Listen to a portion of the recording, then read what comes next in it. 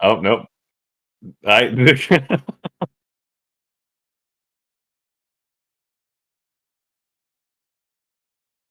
Oh, is it how is that possible?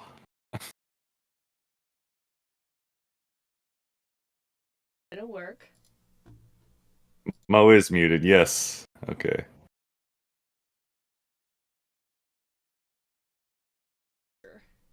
Yes, well, okay, while she's fixing that. Hello, everyone. How are we Hello. doing?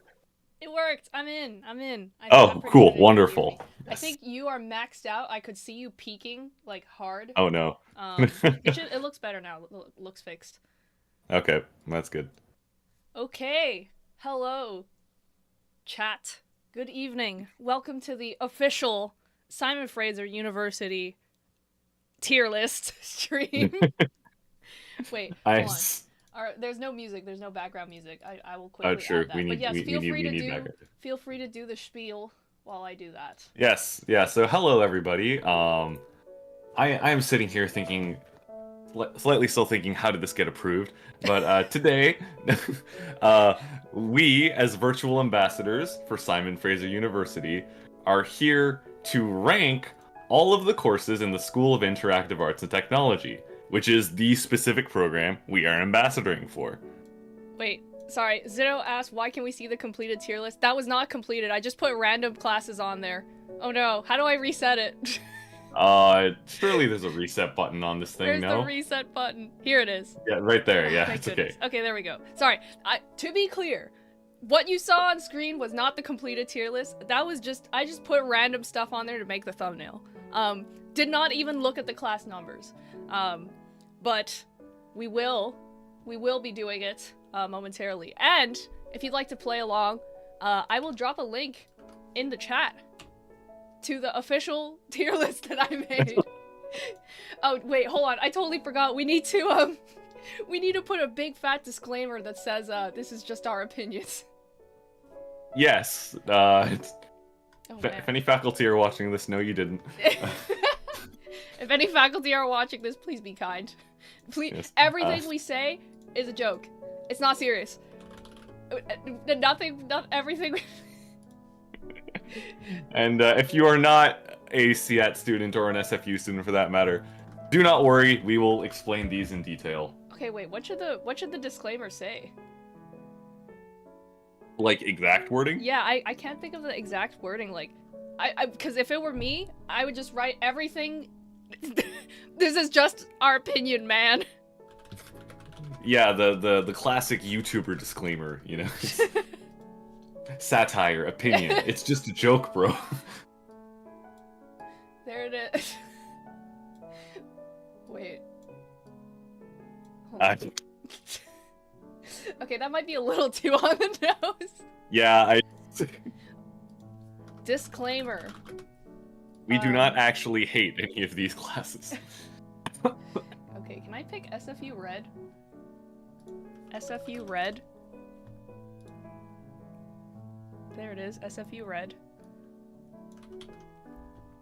Okay. And I'm gonna put it up here. Or down here.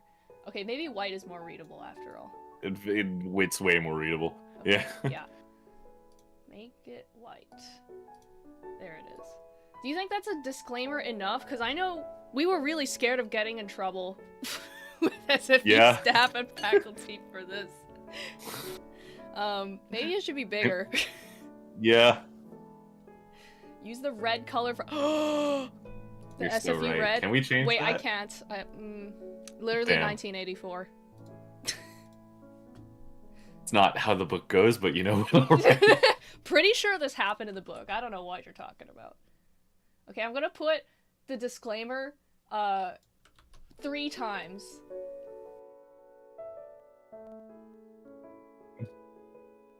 There's one in the top left, top right, and then bottom left. Literal all corners that we do not occupy. Exactly. Can I put like a rectangle behind it? No, I don't think you can put. Yeah, you can make shapes. Wait, really? Yeah. How? Wait. Let me go to my OBS. Okay, I'm it's pretty fine. sure you can. Let's not stress about it. I think that's enough disclaimers. Sure. Hopefully. Hopefully. Do you think the wording is okay? Will they get mad at us about it? I do not know. But I mean, we did get the go-ahead to do this. We did get the go-ahead to do this.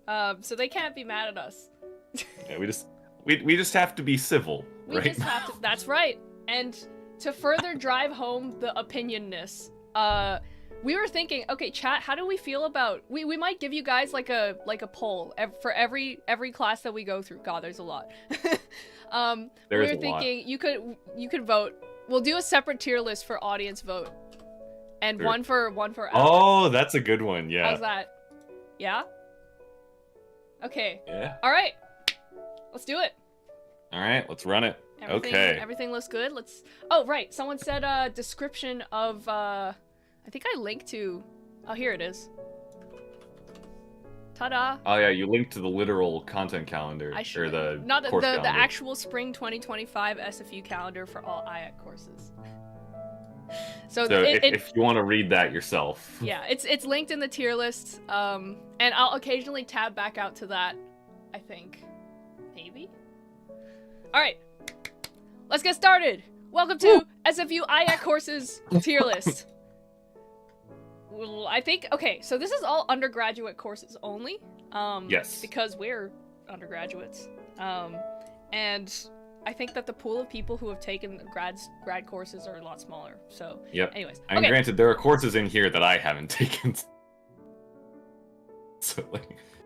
300, 400s? A lot starts to kind of drop off. Yeah. I'm also seeing that these are not sorted in order, and that really bothers me. Well, Blockhead, thanks for coming, even though you have no idea what we're going to be talking about. Yeah, well, we will try to explain to the best of our ability. Yeah. Okay, it's shilling time. Let's start with the very first class that you take in this program, IAT 100.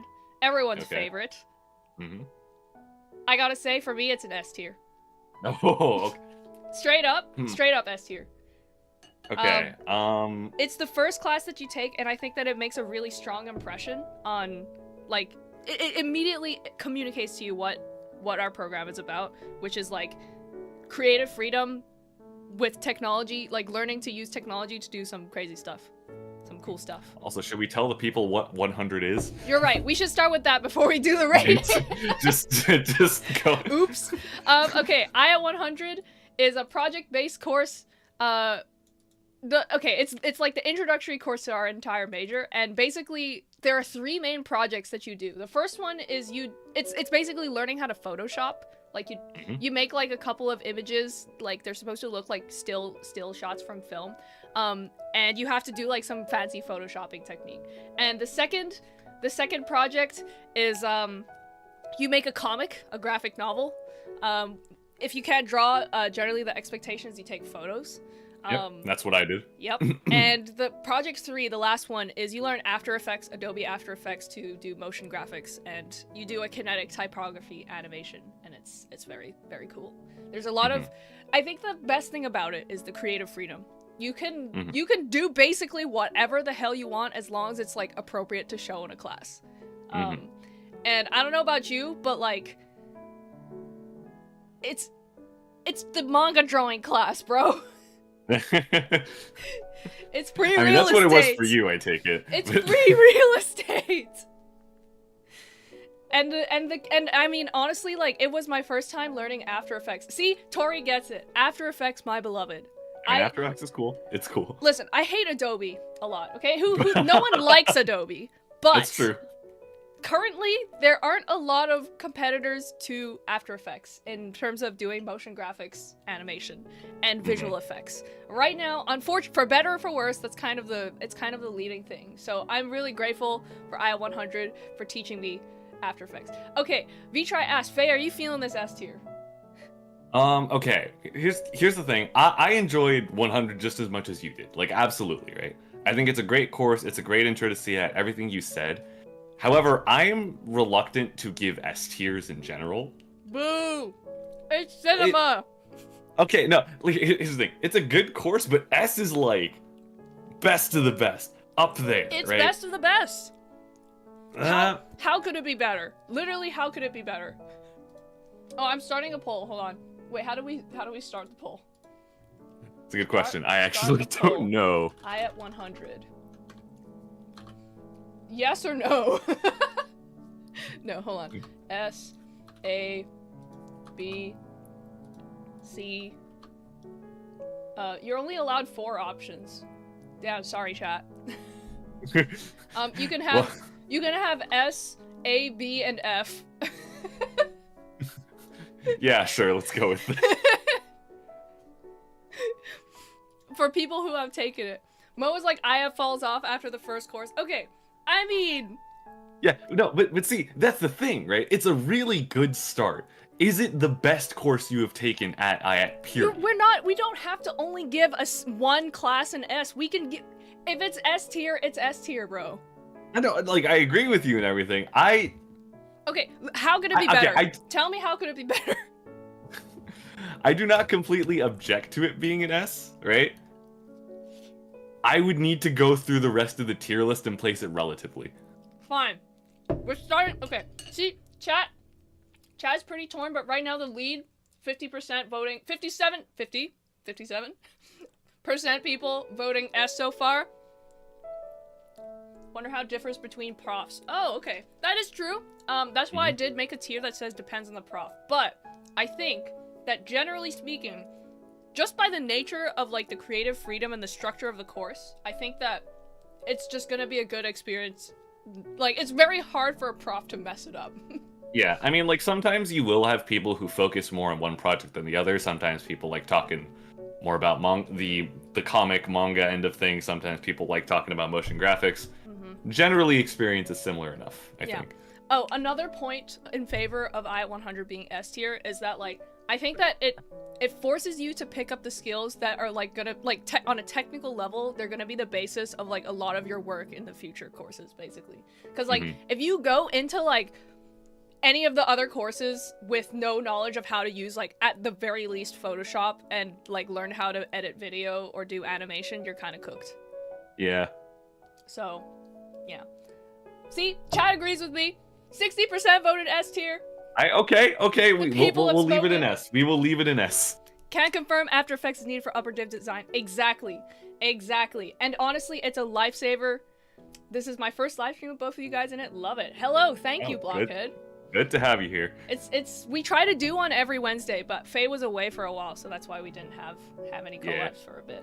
But we plan to do them every Wednesday starting now. But yeah. Okay, good. Unanimous S tier for IAT 100. Well deserved.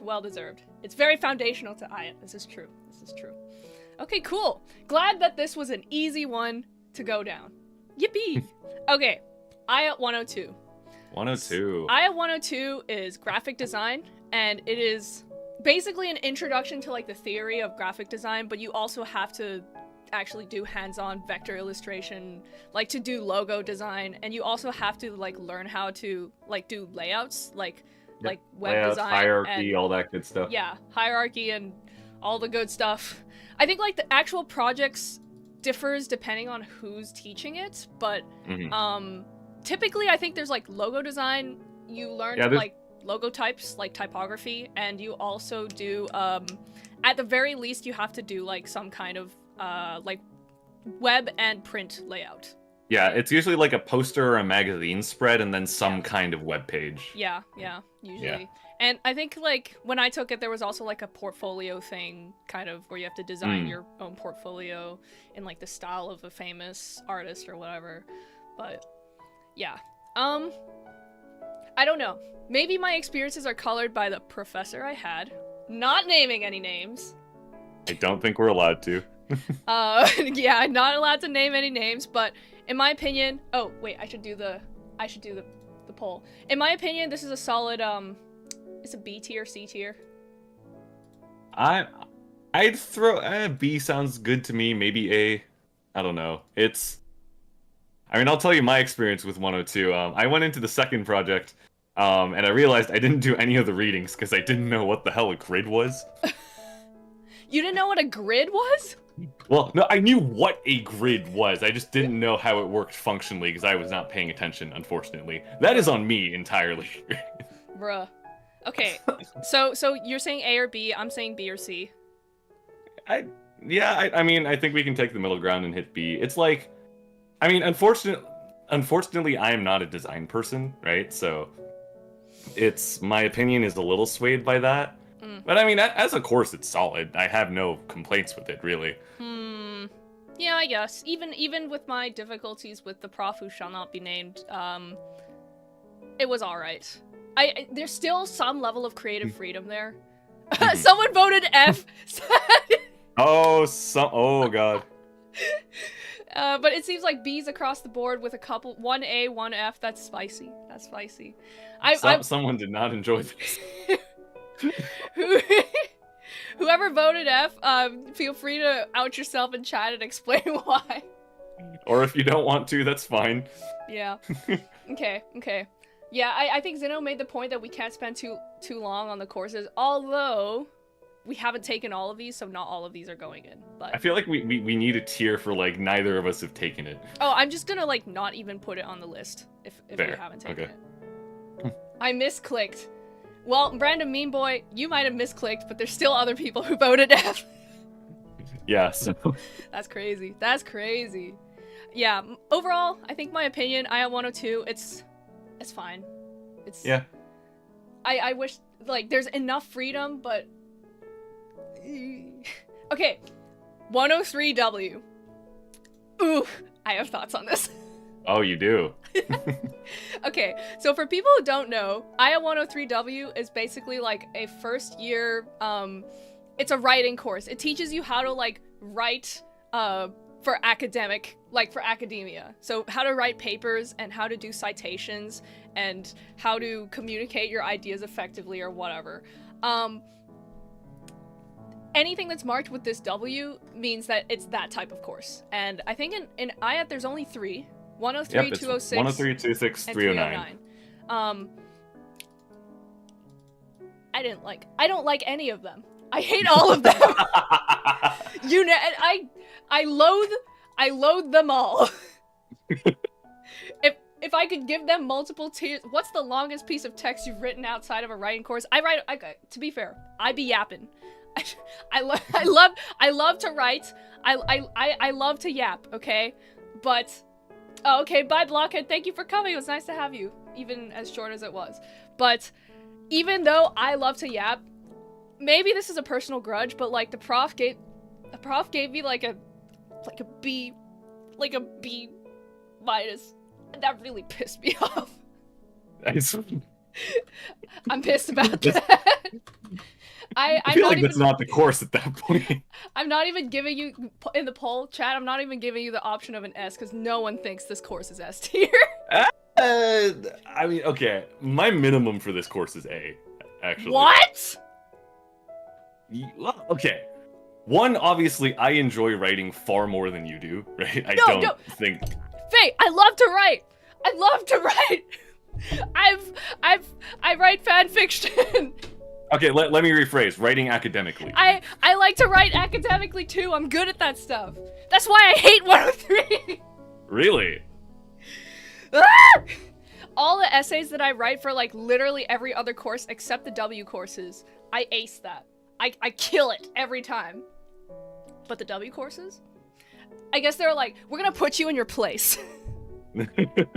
Well, no, that's what the course is meant to do, right? It's like I went into that absolutely confident, right, outside of my previous schooling, just because, yeah, I had never flubbed a paper before. I flubbed my first draft terribly, right?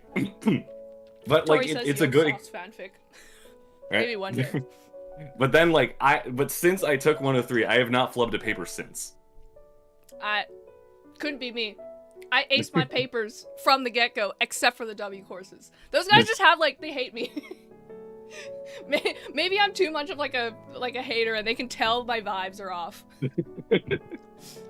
Okay, wait, I want to catch up on chat. Wait, did I do it? I just looked at the poll. 78% for F. Let's go. Really? Man. Okay, hold on. Long says not a W in my book. Boy, the course average was low. That's right. basically you learn how to cite. That's true. 103, 202, 303 are all kind of the same boat, but they've helped me a lot. I'm assuming, Taylor, you're talking about like the W courses, like the writing ones, but sorry, it's a hard. Okay, Sino says, if the grades were curved, it would honestly not too bad, but they don't realize that giving no one in the class an A is a bad practice. Exactly. Dude, it's crazy to me. Like, they're just little haters. They're haters. I feel like I've seen people get A's in those classes, no? Nope. Dude, the course average ain't lying. Ain't lying. 103 is an F, bro. I mean, I have to hard disagree with you, but alas, you're the one in control of the tier list. Also, chat agrees with me. 80% F votes. Okay, I'm in the minority. I still hold my opinion. Like, it's okay for your opinion to be wrong. Saki said, I started my W paper starting at 1 a.m. the days it's due. Big true. Big true. If even that. Listen, I would give them at least 48 hours. And sometimes I'd even give it a week. For a whole, like, 1 whole week for a paper is really good time for me. But man, I'm sorry. W courses are L's. If I had to pick, like, the W courses specifically, I think 206 is the worst one. I mean, of the 3, it is the one I enjoyed the least, but, like, I mean, I was still fine with it. You're wrong. Okay, next one. IA 106. Okay, before I speak, I wish to know, I will let you speak first, because I maybe have, like, an unusual opinion. Okay, 106, I almost, was it 106 I almost failed, or 233 I almost failed? It was one of those. What? Yeah, I mean, either way, I don't hate either of those courses. Like, they were both fine. Also, chat, I'm sorry that there's only 4 options in the poll. That's all I can do. Oh, we forgot to describe what 106 is. Okay, so for people who don't know, IA 106, spatial thinking and communicating. So, how do you describe this? It's basically like an introduction to how to, like, design things in 3D, but like CAD. It's computer assisted design. So it's like, think of things like industrial design. So you're like making gears and making things like link to each other and how do they affect each other. It's not like the typical type of 3D modeling that you would expect, like when you think of 3D modeling. It's not Blender. You're working in stuff like Rhino. Sorry, Rhino is my op. No, it's not Rhino yet. Rhino's 233. Oh, wait, shoot, you're right. 106 is SolidWorks. That's right, SolidWorks is my op. Oh, dear. But I'm seeing chat's voting for S? I mean, 106 is decently popular. I actually, okay, I thought, because going in, I had a little bit of experience doing, like, CAD stuff, and I didn't enjoy it. But I don't know if it's just because the prof I had was really, really good. Because my opinion was going to be, depends on the prof. I got lucky with my prof, but it seems like a lot of people are voting S. And for me, my experience was like A tier, to be honest. Possibly even S tier. It's like A, B, S, A. That's my vote. Yeah, how's it for you? Yeah, I have no qualms with throwing it. Like, it's at least a B for me, probably. Like, how do I put it? I didn't hate it, I didn't love it, it's just, it's a good course. It teaches you good things, like, it's good knowledge to have. And chat's mentioning here, they don't use SolidWorks anymore. They did shift to Onshape a while back. I got to use Onshape, and I quite liked Onshape, honestly. It was Onshape was fine. Surprisingly intuitive, and also it's in your browser. Woo. Very cool, very cool. We love to see it. Hey, does anyone in chat still get emails from, like, 106, 233 Onshape groups? Because I know I did for a while. I did too. I had to manually remove myself from the things in Onshape. That was really funny. But I'm putting it in A tier. It seems like everyone thought that, surprisingly, despite the fact that it's computer-assisted design, it's pretty good. It's pretty damn good. Mm-hmm. Let's see, what's the poll? A is winning by 40%, but there's a decent spread. Some said F, some said S. A mystery. Yeah, I think 106, it's as an experience, is a very peaky course, right? You love it or you hate it. Yeah, I guess so. I think generally people had a good experience with it, though, and that's why I'm putting in A. Yeah. I mean, I think the mistake people take, especially in first years, they take 106 at the same time as, like, math, right? Yeah. Right? That Your screws brain. you. Yeah. Fun fact, anyone can go into the Profs 106 Onshape's projects and edit them. I'm not sure if we can share that information, but hey, chat, you be good. Cannot legally confirm or deny. Okay, next one. IAT 167. Oh boy. Digital games, genre structure, programming, and play. So, I think this depends on which prof you have. There is one prof, will not name names, who is almost always the person teaching this. And usually when he's the one teaching this, you actually learn, like... Well, actually, no, you always have to learn programming for this, don't you? Yes. Okay. Well, what this is it's using games as a framework for teaching programming, right? Yes. Yeah. Like this is this is a misconception a lot of people have about 167. 167 is not like a game course or a game design course. It is a programming course that uses games. Right? That is true. Shoot, I forgot to be updating the chat tier list. Oh. I think we're mostly on the same page, though. Yeah, that is true. And I feel like... Okay, the thing about IAT is that there's a lot of comp sci dropouts that pull up to IAT. So, I think that 167, it's like for a lot of people, it's not their first rodeo with programming. What it is, the first rodeo, is, I don't know about you, but we did processing. Like, yes. We used the IDE processing. Yeah, that's, for chat, that's baby Java. It's baby Java, where... I'm trying to remember... Okay, no, wait. Is processing the language... Or, sorry, the IDE where you can, like, put images in the code? I believe so, yes. Yeah. You can, like, define a variable as an image and then, like, literally paste an image in line in the code. Which... blew my mind /neg when I found out about it. I'm like, this is so wrong. This is so wrong. But listen, now that I think about it, I get it. It makes sense that they did that.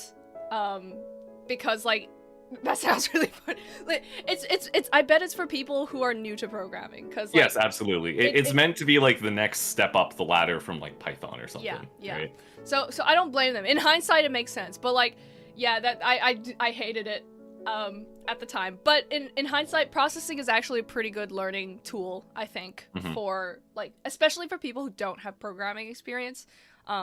It's maybe not as scary as just jumping straight into a normal IDE or, like, Visual Studio Code or something. So I think it's an A tier, in my opinion. I'm gonna ask chat.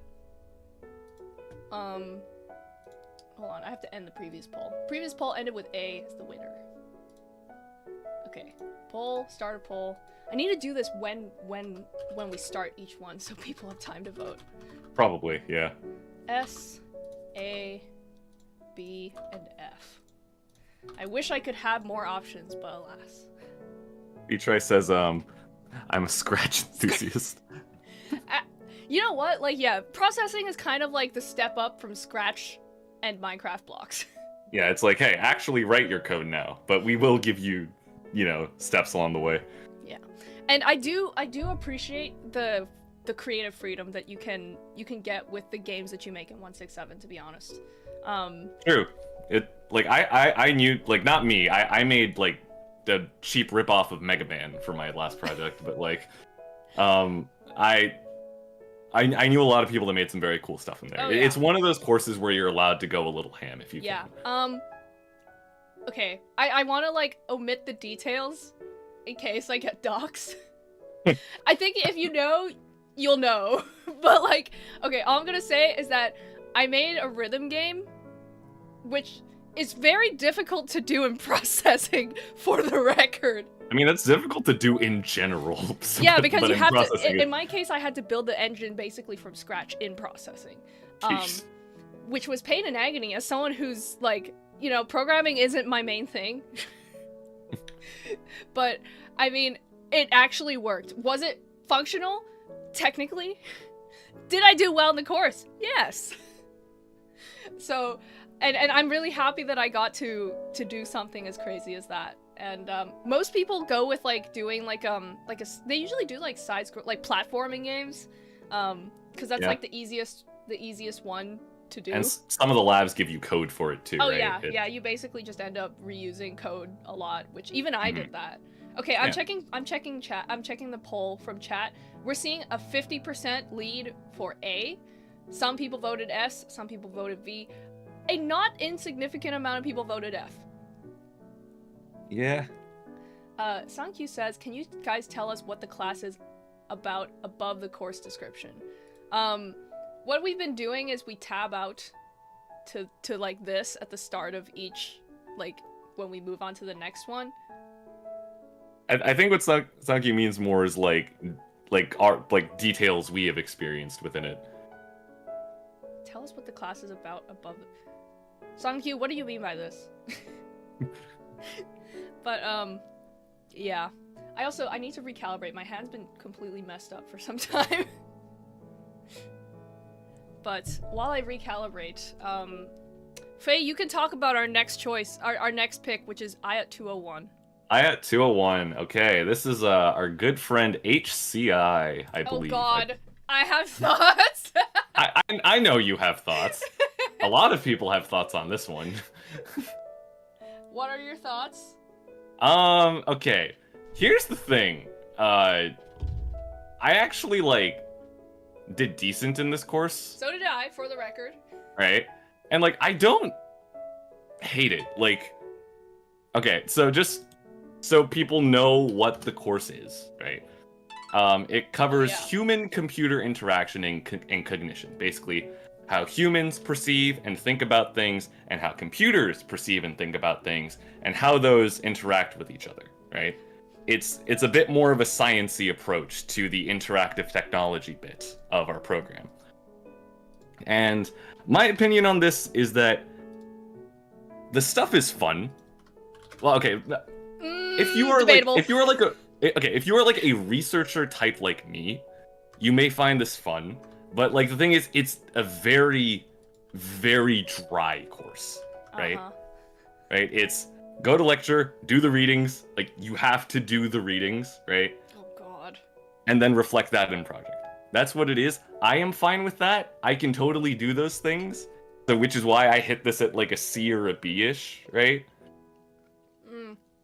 However, I know a lot of people don't particularly enjoy this course, which I feel is Mo's take on this. Okay.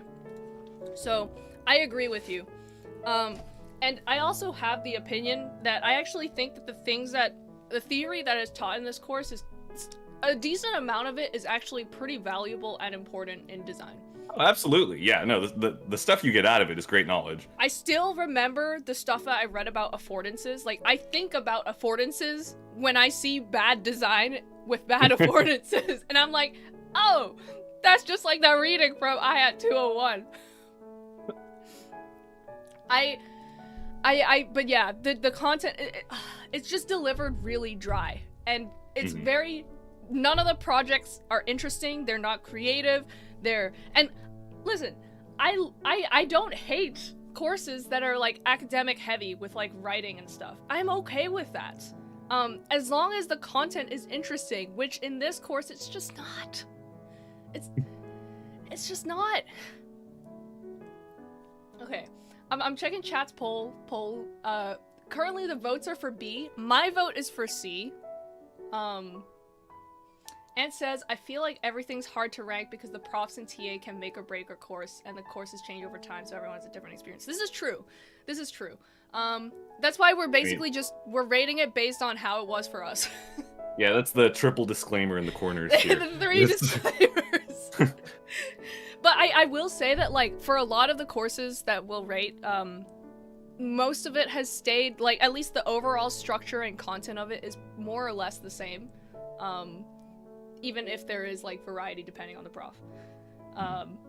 Yeah. I don't know. Chat, majority is voting B. Faye, what was your pick? for the tier? I'm like at like CB with this one. It's like a high C or a low B.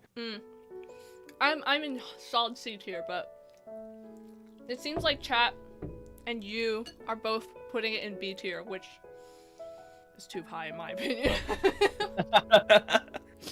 Whatever. I'm a Cappu of the people, so I'll allow it. Okay. IAT 202. 202. So this may be familiar to some of you because we looked at some 202 projects. That's true, we did. We did look at some 202 short films just last week. But for those who do not know, IAT 202 is new media images. Previously, as in maybe like 6 months ago, like until like fairly recently, 202 used to be the designated intro to filmmaking course. And I think it's still kind of like that, but there's a lot less focus on traditional filmmaking techniques, like learning how to handle like camera and sound equipment and lighting equipment. There's less of that now, but there's still kind of focus on the introduction to like the basic process of making like a short film or a video, basically. So it's like storyboarding and script writing, and then shooting your video, or you're shooting your film, and including like, you know, you have to think about cinematography and recording sound and lighting and everything. Maybe not to like a lot of depth, but you still have to consider it. And then you of course have to edit everything together, right? And do post-processing and stuff. So it's basically the full pipeline of doing like a short film. And even if it's changed now, the core skills are pretty much the same. And I appreciate the amount of creative freedom that you get in these projects. I always think that that's a positive thing. So, in my opinion, it's a solid A tier. I'm gonna start a poll. Wait, I have to end the previous poll. I'm curious, what makes you say 100 is S and 202 is A? 100 covers a lot more broad skills in a surprising amount of depth considering how much time you have, which is not a lot. I see. Yeah. What's your take? I mean, okay, for me, 202 is a little higher than 100. Really? Yes. I get what you're saying. Like the broad knowledge, like I agree with everything you just said, but I guess it's like... Oh, I agree with what Zeno says, which is, unless you film stuff before, what you make is gonna suck. Yes. That's and true. like, that's actually part of why I rank it higher than 100. It's, this is really one of the first courses you take where you are working on like one project for the majority of a semester, right? When I was doing it, it was 2 projects. I mean, to be fair, for me it was 2, but like the first one was a lot shorter. Oh, that's true. That's true. Right? So it's like this is a course that kind of sets you up for a lot of other project work in the you know, the rest of the program, and it's like, yeah, no, you're gonna suck. Like, I'll admit, the thing I made kind of sucked. But like, that's okay. I enjoyed doing it, right? And it's a valuable experience to have, right? I guess, but I kind of agree with Zeno in the way that it's gonna be rough if it's your first time, and that is true. Your grades may suffer because of that, which is unfortunate, but that's how it is, man. Yeah, I mean, perhaps that's where me and the average student differ. I've never cared too much about my grades. Okay, that's because you're a nerd and you're always getting good grades. No, I mean, as I said, I did almost fail a few of these courses. 202 was fun because of the friends we made along the way. Big true. Big true. Unless you took it during the pandemic, in which case, pain and agony. Woo. Ant says, in 202, no grades were published till like second to last week, but other than that, having last class for short film watching together in awards was fun. True. Who put 201 in B tier? That's an S tier course. What is bro saying? I mean, we had a couple S votes for 201, didn't we? Yeah, that's crazy to me, guys. What the hell? I think Dissemeyer says, I think I should give you a bit more group project experience before 202. That's fair. That is fair. It is pretty early on, but at the same time, I do think that, like, 202 is going to be the thing that you're gonna need a group for, and it throws you in the deep end to really learn right away. And I guess that has its ups and downs because like it makes you learn fast, but also yeah, I totally get what you mean. There should be a 100 level course with more group work. All right, chat overall votes. The votes are spread across S, A, and B, with A in the Yeah, lead. that makes sense. This is a general high course. I'm also in the A camp. I know you said S.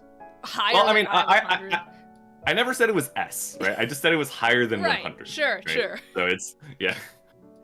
Skill check. Okay, 206W.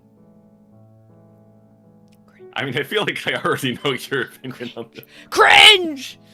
No, actually, if I recall correctly, I don't know if they've changed this, if this is still a thing in 206, but when I took it, there was like you could make like a poster of something, like some topic that was given, and I mean, don't get me wrong, that's not what I did. The topics were lame, but at least like the poster gave some level of creative freedom, which makes it slightly better than an F.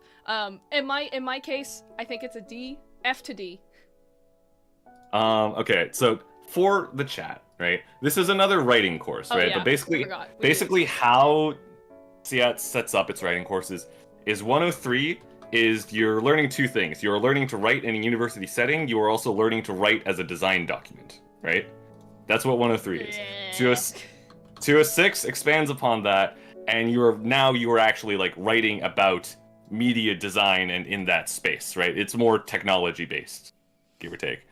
And then 309 is even further in that. It's like, hey, discourse, have fun. Okay, I started the poll. Ant says, watch Ghost in the Shell and Neon Genesis Evangelion and lecture. What the hell? That sounds about right. I didn't do that, but like when I took it, it was very like cyborg heavy too. That is not fair. What the heck? Yeah. I did not have that. I had like, it was like really boring topics like climate change bad and bullying bad, that type of stuff. I'm not sure if we're allowed to say those are boring topics. Like, I understand your sentiment. Are the sentiments correct? Yes. Are they boring? Also yes. Okay. I mean, okay. Wow. That's a lot of positive votes for 206. Mostly A's, some S. That's crazy to me. What's your vote? What's your vote, Faye? Me? Okay. Funnily enough, 206 is actually the writing course I like the least. Like, I don't dislike it. I don't dislike it whatsoever. It's just like, as a writing course, it is the least focused, in my opinion. It's more a media course, and I don't mind that. I like that, right? But it's like, it feels a little muddled here and there. So like, I stick it at like CV personally. I'm also C. This time we're disagreeing with chat. Yeah, I believe Long said earlier, hey Faye, you can't disagree with chat. I'll have you know, we both do that regularly. Okay. IAT 208. I haven't had the chance to take this course. I really want to though. I haven't taken this either. Huh. Yeah, it's basically intro to drawing, like, I really wish I could comment on it, but I you know what? Screw it. Based on what I've heard, it's going in A tier. Okay. Is that fair? Ant says Susan? Okay. Wait. Are we allowed to name drop profs in a positive?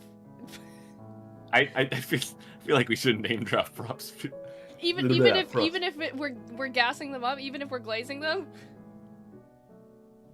I don't know what was the agreement. Okay, fine. Prof that teaches a lot of courses, including this one, who shall not be named, is a really cool prof and really chill and nice, and she's great. And she teaches this course, and I've heard great things about it. But I guess I cannot rate it. Nah, screw it. I'm putting it in A tier. Oh. I mean, has anyone in chat actually taken 208? Can someone speak for this? That's a good question. I'm gonna let chat speak. I'm gonna let chat speak. Has anyone taken 208? If so, what is your rating? I don't think there's enough people who have taken it to vote because there's it's basically an elective, like, within Yeah, it's not IAT. a required course, right? It's not required for anything. It's not a prerequisite for anything. So, my bestie took 208. What was the review? While chat does that, I'm gonna move on to the next one. IAT 210. I haven't taken this. Have you? I have not, but I do know what it is. This is another one of those non-required sort of electives course. Yeah, it is. Or I think it's wait, let's look at it. Here. Yeah, it's Introduction to Game Studies, Theory, and Design. You read the history of games, the evolution of game design and such. From what I've heard, this course is you all hop in a Zoom call and you watch a video about games and you review those games. Wait, that kind of sounds based. Yeah, I kind of wish I've never took it. I don't know what the experience is like. I see. Wait, hold on. I'm looking at chat. Okay, so reviews of 208. Tori says, my bestie took 208. He can draw now. Okay, solid. I mean, it was successful, right? Yeah, it did what it did. Wait, hold on. Wait, there are people in chat. V-Try and Zuno have taken it. Oh, and Kazi have taken it, and apparently, it sucked. It's worse than it sounds. Yikes.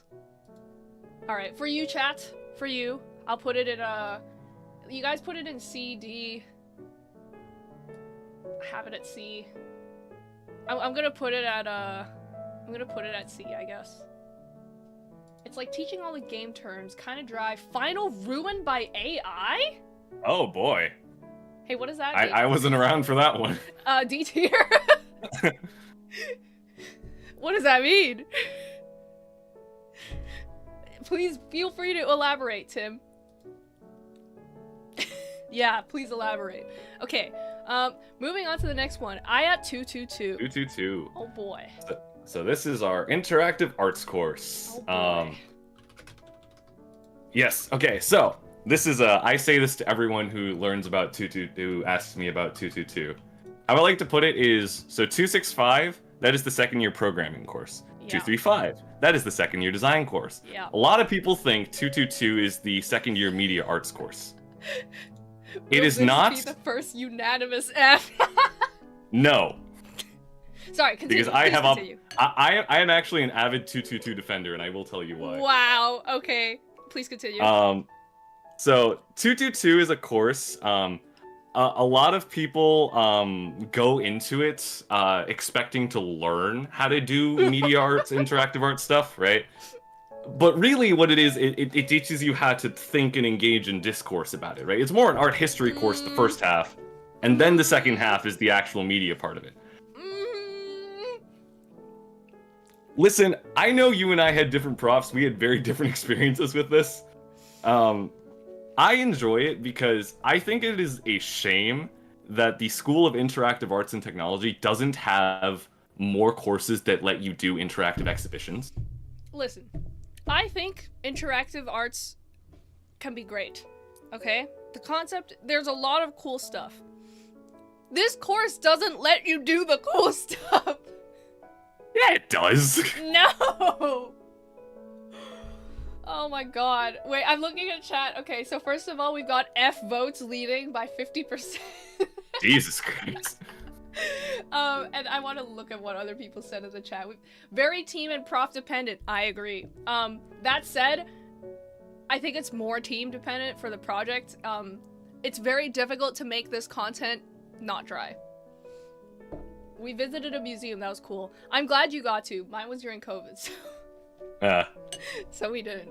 Wait, hold on. Joseph said there's no point. It isn't a prereq for anything else. I thought it was like a required lower division course for the major. Yeah, I know. I'm pretty sure it was a prereq for something. At least at some point. They might have changed that now, but... I think it, okay, to my knowledge, it's required in some form. Like, I think... Well, okay, actually, they changed how second year requirements work. You don't have to take all of what was required for us. Wow! Anymore. End my life. like you pick 6 out of 8, I think, something like that. I would have been happier without 222. Bruh. Distant says, I would have hated it, but somehow got basically perfect group. Zeno said, might have wrote a few page essay to the dean about this course. Large if true. What year and semester did you do 222? I cannot answer that. Yes, we cannot answer that question. Unfortunately, I cannot answer that. But I just haven't heard, like, even depending on the prof, I still haven't heard positive reviews about this course. I mean, it's true. I have never met a single person that shares my opinion. Yeah, you're the freak here. Yeah, no, and I recognize that, but like, I stand by it. Like, it's a solid F for me. I stick it at like C, maybe B.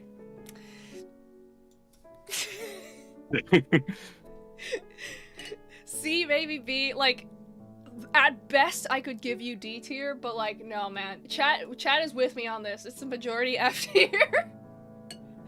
With a couple of weirdos that said A tier. Okay, see, thank you. I'm not alone. Nah, man. I mean, okay, here's the thing. I really do think that 222 has potential. Because interactive art installations can be really sick. I mean, dude, Team Labs is dope. Team Labs is awesome, and I love that kind of stuff. But, bro, 222 it's not deliver on that at all. Okay, I agree with what Kazi says. F tier, but with a good prof, it's D tier. I agree. I think that's right. Again, I still go a bit higher, but alas, I am an art history nerd, and I see the world very different. Art history can also... I take that back. Oh, okay. I was gonna say, art history can be fun for everyone if presented in the right way, but that's not true. I'll agree with you there. It's... yeah. Alright, F tier! Thanks, chat, for agreeing with me and vindicating me on this. Okay, 233.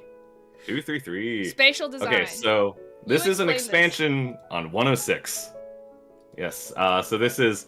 106 is like, hey, CAD, architectural stuff, 3D spaces, 3D thinking. This is, even further beyond that. It's... was this the one where you start, getting stuff printed at SolidWorks? Like, yes, laser cut stuff. Yeah, you do laser cuts, and then so like this is where you hit Rhino and Grasshopper. Interesting. Yeah, I remember Rhino and Grasshopper. Did not like it, but I did well, regardless. Okay, so my experience with this is the first project, which was like this was one where you were manipulating cardboard, right? Yep. You're making like furniture designs or stuff out of laser cut cardboard. 3D. This was the one before. The one I'm talking about was the one slightly before that. Where I forget exactly what it was, but you were making some sort of like space out of cardboard, right? I flubbed that one so hard, like I got flamed by my TA, right? And like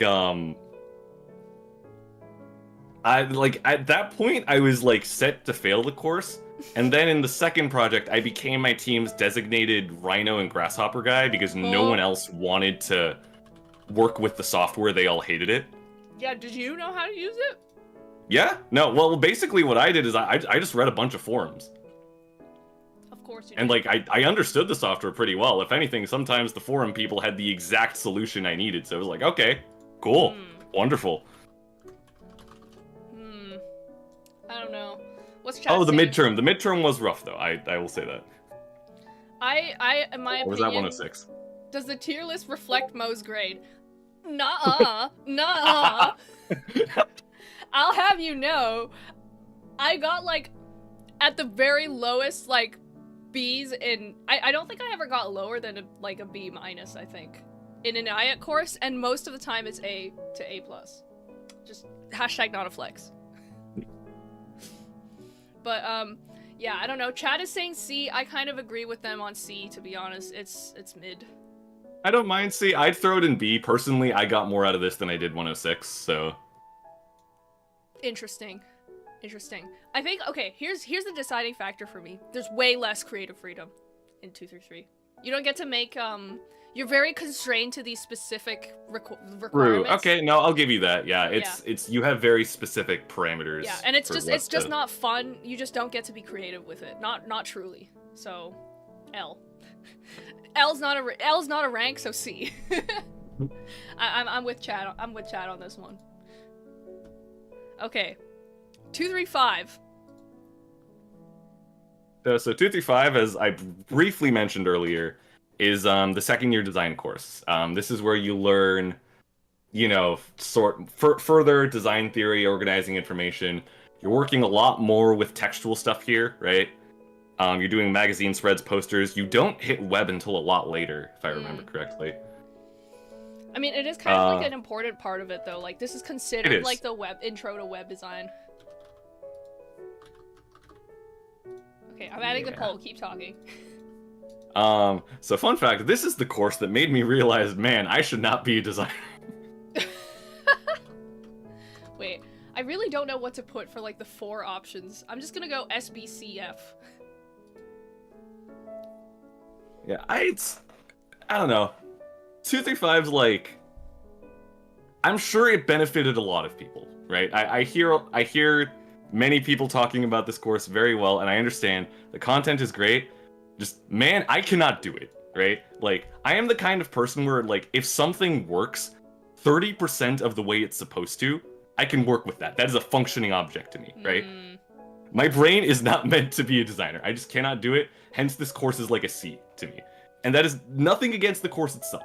The course is fine. The course is great. If it's an S tier for you, if it's an A tier for you, that's great. I'm happy for you. I cannot do it. I got, so Distant Meyer said this is easily the most divisive SIAT course for several reasons. We are not going to name drop professors, but I feel like the professor is a big part of why this is divisive. True. I did not have the very famous divisive prof that teaches this course. In fact, I avoided him. Maybe it was an accident. I don't know. That's just how the cookie crumbles. That I never ended up taking courses with him. But I had a fine time with this course. It was like okay. I think that the principles in it are important. But true, they are. They definitely are. But how you take them away is really dependent on kind of life-changing experience. Chad is kind of going. Look at leading with 62% voting S for this. Damn. That's crazy. That's crazy to me. Faye, I'm with you in that it's like a B or a C. Mm-hmm. I don't remember a single thing about this course. So clearly not as life-changing for you. Yeah, this might be the first time we're really going at odds with chat here. I think so, yeah. Okay, so are we going with B? I would put it at B. I think that's fair. I think that's fair too. Alright, at least based on my experience, right? Sorry, chat. Apologies. There's nothing wrong with you thinking this is an S, right? Yeah. If this was a life-changing experience for you, I am very happy for you, genuinely. Yeah. Okay, 238. So 238's a newer one. This is kind of like this, yeah. Yes, because this is an offshoot of 235. They took some of the content within it and offloaded it here. Interesting. I hear it's a completely different course depending on prof. Yes. Or wait. Okay. 235 or 238. I think that's true for both of these from what I've heard. It is, yeah. Okay. I can't say anything about 238 because I did not take it. Yeah, me right. either. I was not around when this. Yeah. Yeah. Okay, anyone in chat, have you taken it? Because otherwise, sound off, because otherwise we're moving on to the next one. 244. Yeah. I don't know what this one is. It's the Gen AI course. Ah, it's a new one. I see. Okay, I will restrain myself. I will restrain myself from Z tier. I cannot speak. I cannot speak or I will be in trouble. But for those who don't know, 244 is a new course called Digital, Virtual, and AI Photography.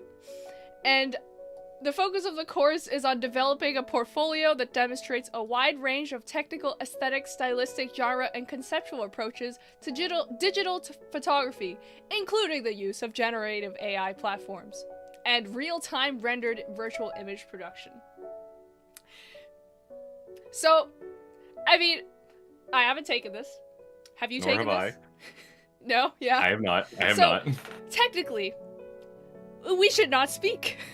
Or Yes. vote. I mean, I'm not going to speak. I'm not going to vote. You're in control. We should move on to the next one. Yep. We should move on to the next one. I do not speak. I do not say anything.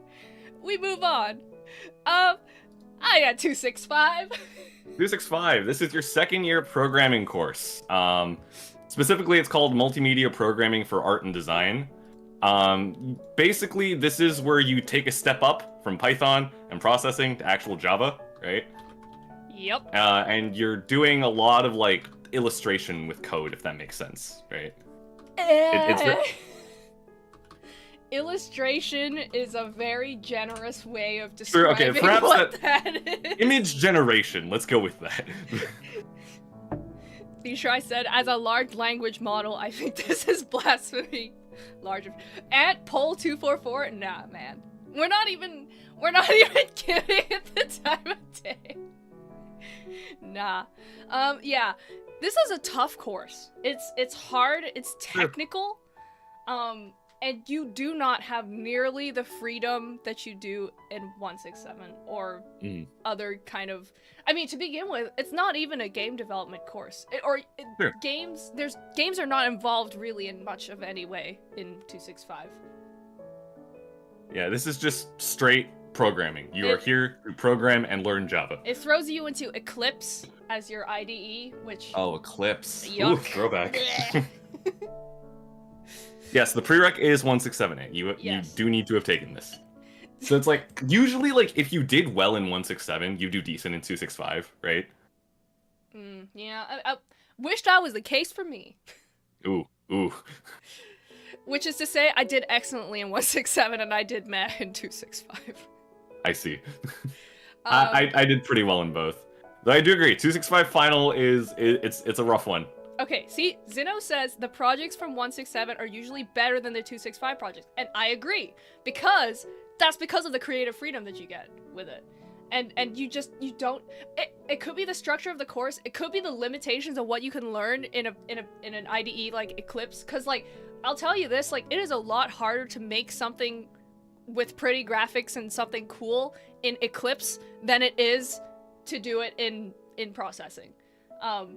And I think part of that is because, like, it's just so much higher of a hurdle to overcome when you're basically programming everything from scratch. Because, bro, 265, I have, like, Vietnam War flashbacks to having to learn how to, like, program the world of, like, the freaking window container that contains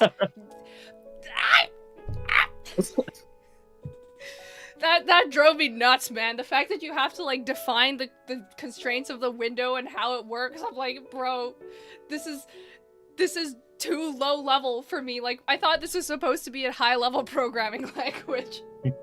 I thought we were supposed to be the big boy leagues. But, yeah. What chat has voted, it's kind of split between B, C, and F. Yeah, I'd put it a tier below 167, personally. I would like put B. it at C. Really? Yeah. Actually, I might even put it at D. Because it's just, okay, listen. First of all, the actual technical skills that you take away from it, I don't think are that useful.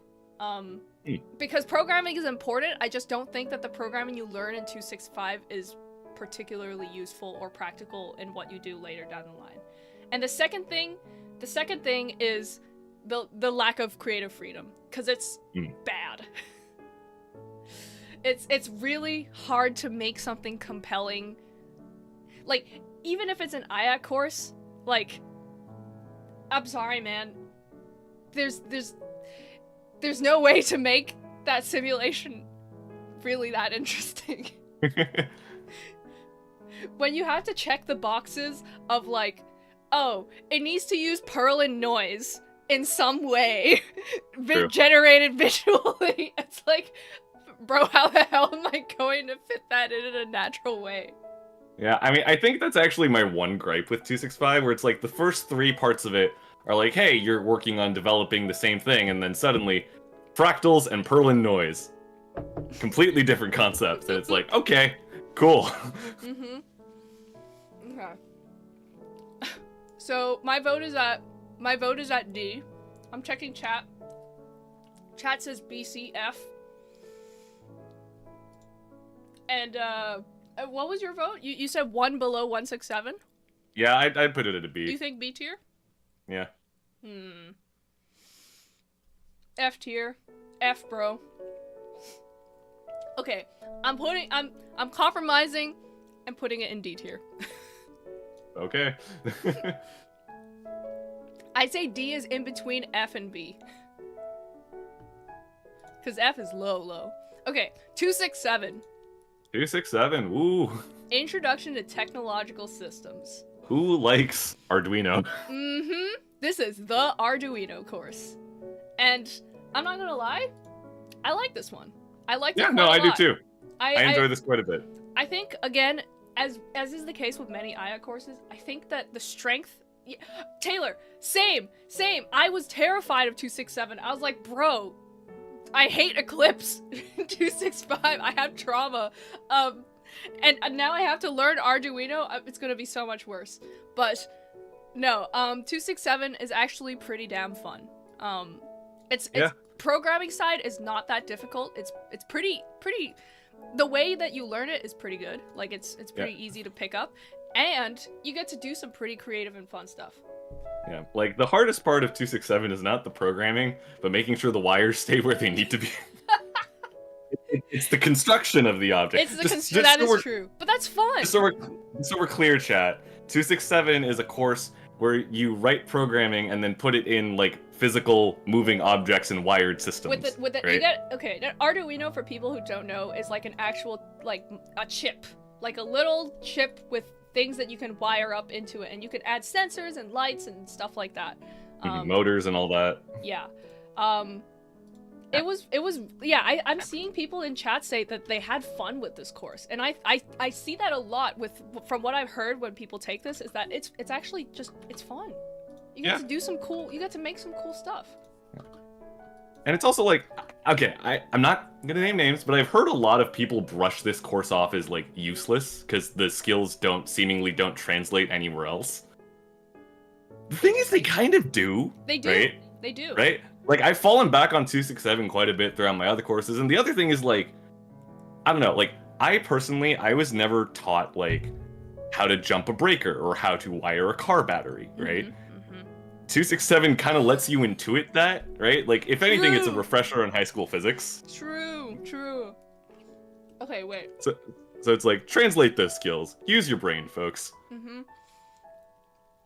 Okay, so Zeno said, difficulty of programming is low, creative side is worked harder. I agree with this. I also think one of the strengths of 267 is that it's kind of one of the first courses where you start to do stuff with your hands. True. Yes, absolutely. And you get to like make physical stuff. You kind of get this with what was it? Like 106 kind of, and then like 233 was it, or 235?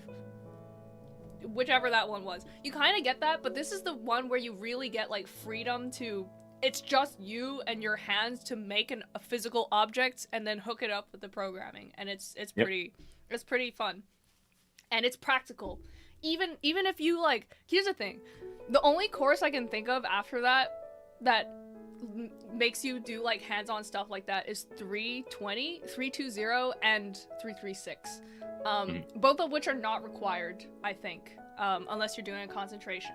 And yes, those are only required for the media arts concentration. Yeah, but even then, like, I think that most people who did 267, like, now you have that skills for life, dude. Now you're comfortable with picking up an Arduino and maybe doing some kind of cool craft project with your hands because you've done it before. And I think that's really cool and really valuable. Okay, let's look at the chat responses. We're seeing a 67% S tier. A few in B and a few in C. No Fs. What's your vote?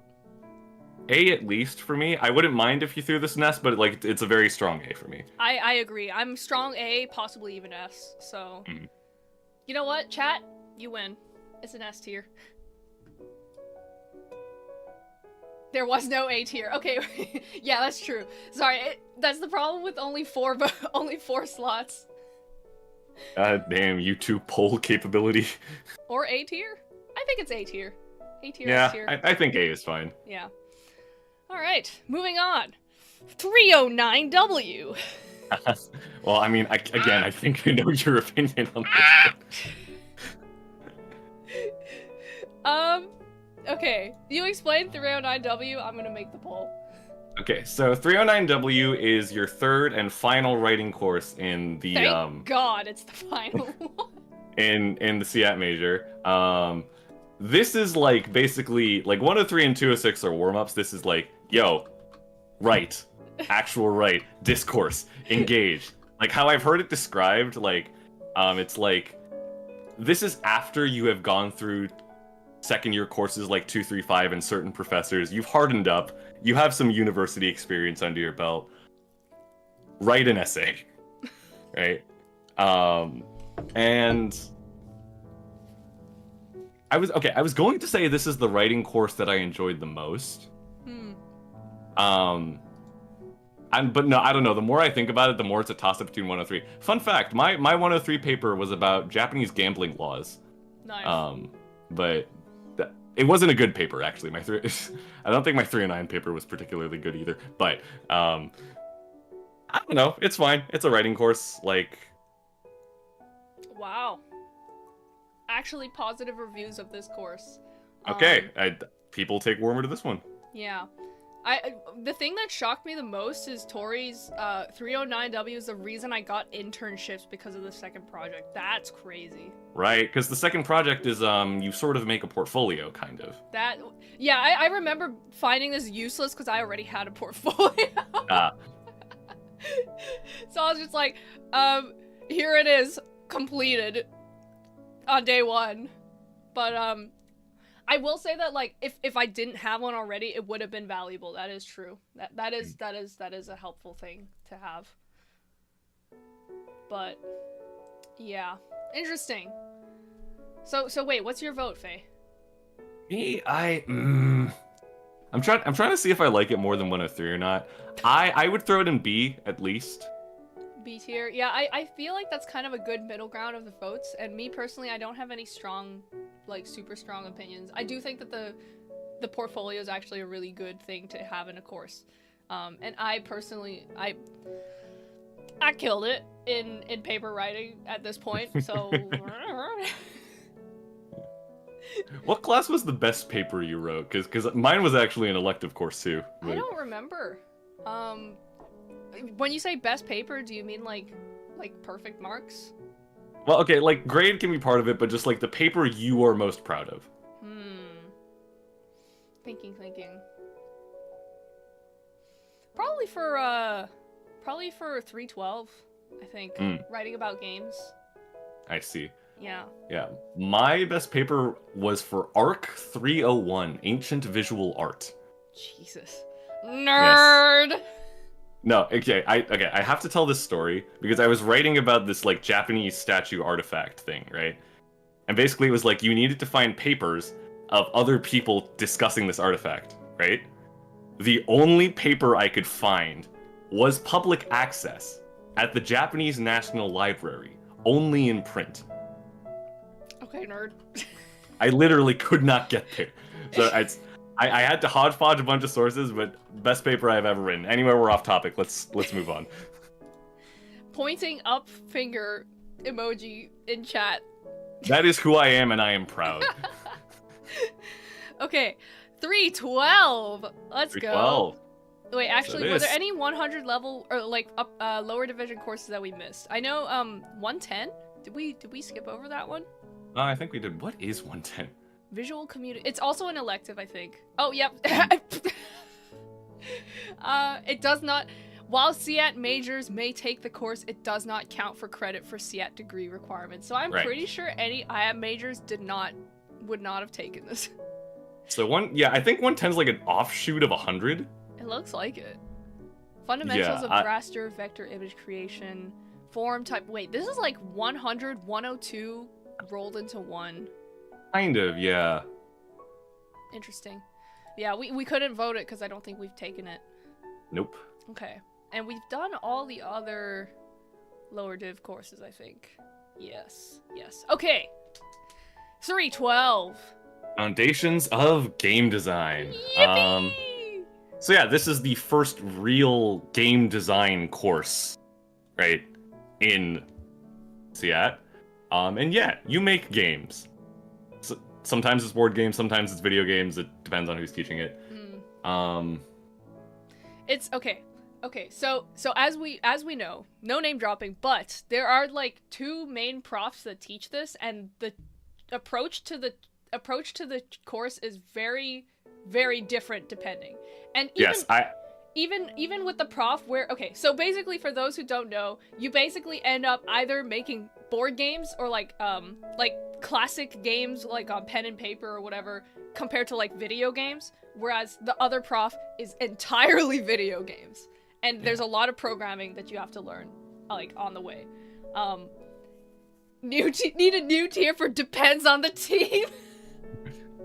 I feel like that's any course, but like, I think the thing with 312, it's the most depends on the prof course for me, because I think the distinction in 312 isn't the board games, video games thing, even though that is a big one. Mm-hmm. One prof teaches it like a design course, the other one teaches it like a game course. Right? Wait, can I want to know who you think is who. How do we do this without name dropping? Okay. I would go into Discord. I can't do it because I'm streaming it right now. Oh damn! Oh right. Just allude to it. Wait, I need to start the poll. The more European-sounding name teaches it like a design course. I see. And the other one teaches it like a game. Yes, like one, it's about like games as a concept, as a medium. It's like how you engage with that, the theory behind it. The other one is this is the practice and the theory behind the games make the thing, right? Maybe I should do the range of letters should be A, B, C, F, because it's hard with only 4 options. I'll do A, B, C, F from now on. Okay. Okay. All right. So. Depends on the team is a big true, and yeah, it is a depends on the prof, unfortunately. This is... And I mean, here's the thing. Like, I think both methods have their values. I just think that the game design, like, teaching it as a game design course is more valuable because that's what you're taking the course for. True. Because otherwise, the only other game design course in this program really is 410. Yeah, exactly. And 410 is... Oof, if you don't have game dev experience by 410, you're gonna be cooked. It's gonna be really hard. You're gonna get it. It's gonna be really hard. I also want to put 312 and like... Okay, which experience did you have? I had the game one. I had the design one, actually. Interesting. Okay, what is your opinion of like 312 as you took it? Okay, so personally, I think 312 is okay either way you take it. The way I took it, the stuff behind game theory, like it as a subject in academia, is interesting, right? I found the course content interesting. Making board games is good. You're a nerd. Yes. But at the same time, I did take 410 after this, right? I had barely touched Unity prior. Mm-hmm. Right? And I enjoyed 410, right? 410 was fun. It was fine. But if I had a bit more Unity in 312, that would have been a different experience. That's not to say what I learned in 312 isn't valuable, right? It's fine at all. I have it as good knowledge. I love knowledge, but I think people go into this expecting practical skill, right? Right. And that's very much depends on the prof, sadly. Yeah. That's rough. Yeah, because, like, I would put it at, like... Based on how I've heard people talk about it, both in chat from people I know and also from you, I would put it in like D tier. Really? It's just because of the lack of practical experience. I ultimately think that is the biggest thing, because when people go into games, 99% of the time, they want video games and not traditional games. Unfortunately, there's just not much of a market in selling for traditional games. It's basically there's a monopoly by Wizards of the Coast. I would argue hardly against that. Like, Wizards has a very large iron grip on a majority of the market. Yes, true. There are some very, very good board game companies out there. Of course. No, I'm not saying that there aren't great board game companies out there, but it's just the amount of people who are fans of video games versus the amount of people who are fans of traditional, like, board games, and, like, the levels of fan that they are at is very, very different. That is a fair point, yes. And yeah, that's I'm certain that the vast majority of people going into 312 are going in because they want experience doing games, like video games. Unfortunately. For better or for worse, that's what it is. So, yeah. It's tough. I want to put 312, like, from my experience, it was like I kind of agree with chat in that it's somewhere between A and B. Yeah, I'm like CB with 312. 14 Spider-Man says I at 210 at D. I'll have you know I had it higher. like marginally, but I had it higher. Wait, what was 210 again? I forgot. Oh wait, no, not 210. I'm thinking 201. 210's the intro to game design, the non-required one. Okay, 14 Spider-Man, for the record, both me and Faye, we did not take it. Yes, we did not take that. That was chat speaking. That was from multiple accounts in chat talking about it. Sadly. But yeah. Okay. So yeah, I guess we'll leave 312 and depends on the prof tier, cause yeah, I think like this is the most depends on the prof course like sadly. Ever. Yeah. Okay. 313. Narrative and new media. So you want to talk about creative freedom? True. So narrative and new media, as the name suggests, is about narratives in media. Right? You kind of go. It's a bit of a creative writing with linear, multilinear, nonlinear narratives. I think the draw of this course is that the output of the final project can kind of be whatever. A lot of people saying depends on the team. Really? That's what it's coming out to be. Yeah, okay. So for people who don't know 313, 313 is, as Faye said, you make a story, and that could take any form. Yep, absolutely any form. It could be a game, it could be a film, it could be whatever the hell you want. I believe I did an animation and like an interactive novel, I think. Interesting. I also had a visual novel, but we tried to do shoot, I'm not allowed to talk about details. Right? I mean, I can talk about mine because no one knows about this one. Mine was a time loop, actually. Oh, cool, fun. Yeah, but like basically every ending that was not one of the good or the bad ones led you back to the start. Oh. That's a cheap way to do it, yeah. No, here's the thing though. Positive / pause. like it's an efficient method of, like, time loop is an efficient and reasonable method of making it so that a game has technically branching storylines without you having to write, infinite branching. I see, that's the thing though. I can talk about this project later, but Wait, you're frozen. Yes, no, I'm recalibrating right now. Oh, okay. But there was more to the time loop than I'm letting on here. But anyway, we can keep going. Mm-hmm. Is it like Outer Wilds? No, not at all. It was not nearly as sophisticated as a time loop, but I still think it was pretty cool. Okay. Yeah, I mean, okay. I was going for Doki Doki Literature Club with mine. Yes, I remember you telling me that. Yes. I will not elaborate further. Zeno, we did a Unity platformer in one day and got full marks for the final. We did not deserve that. I mean, baller, I guess, but... But yeah, you know what? I think one of the values in 313 is that with the people saying depends on the team, I think that is one of the values, is that you need to figure out how to work with a team to make something good, even if, like, you all have different directions or things you want to do or skills. Like, that team management probably comes into play here, maybe the most. Okay, 410 is another one where that comes into play a lot, I think, but, yeah, I don't know. I could be talking out my ass here.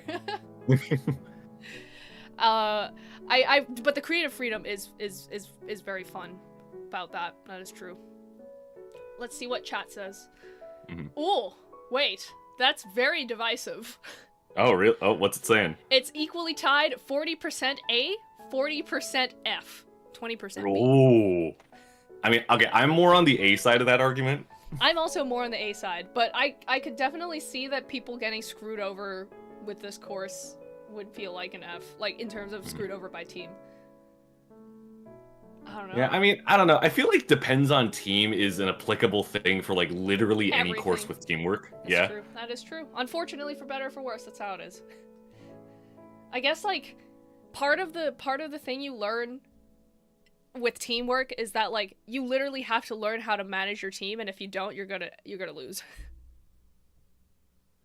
And like when I say manage your team, I mean if someone is not picking up, if someone is a dead weight, you need to be able, like, it is part of learning how to manage a team to be like, hey, get your act together or we're gonna report your ass. Like, it sucks, and that's a really hard hurdle. Like, that's a hard thing to do, but like, you gotta learn how to do it. And like, by this point, you better be able to do that, because if someone's not pulling their weight in a 300 level course, like, especially when you're working on one project from start to end, you are cooked. Okay, well, currently the winning vote is now A, and I'm inclined to agree. Sorry to the people who got screwed, but like, rip.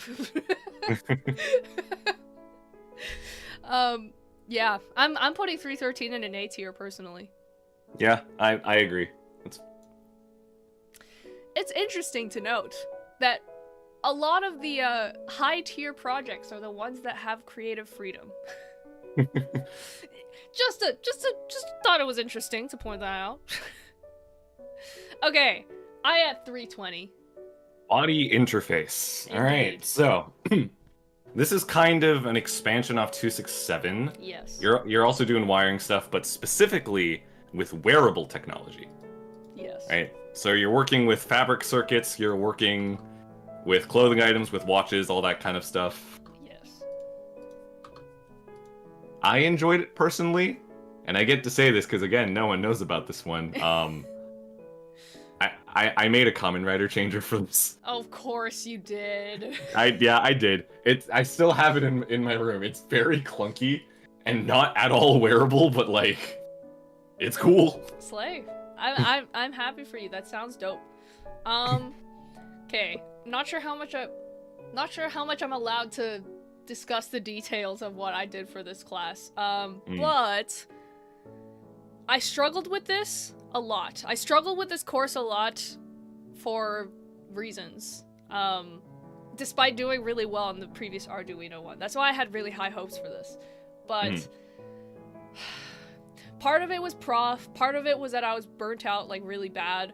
Part of it was the technology failing on me. Oh my god. I had to spend like quite a bit of out-of-pocket money for this because of stuff like short-circuiting and irreparably breaking, which was pain. Ooh. Very, very pain. I still somehow got a good grade on this, and I also still kind of enjoyed it, despite like I literally cried tears over this, for the record. But I still enjoyed it. B tier for me. What say you? No, it's a B for me as well. Like, it's cool, it's fun.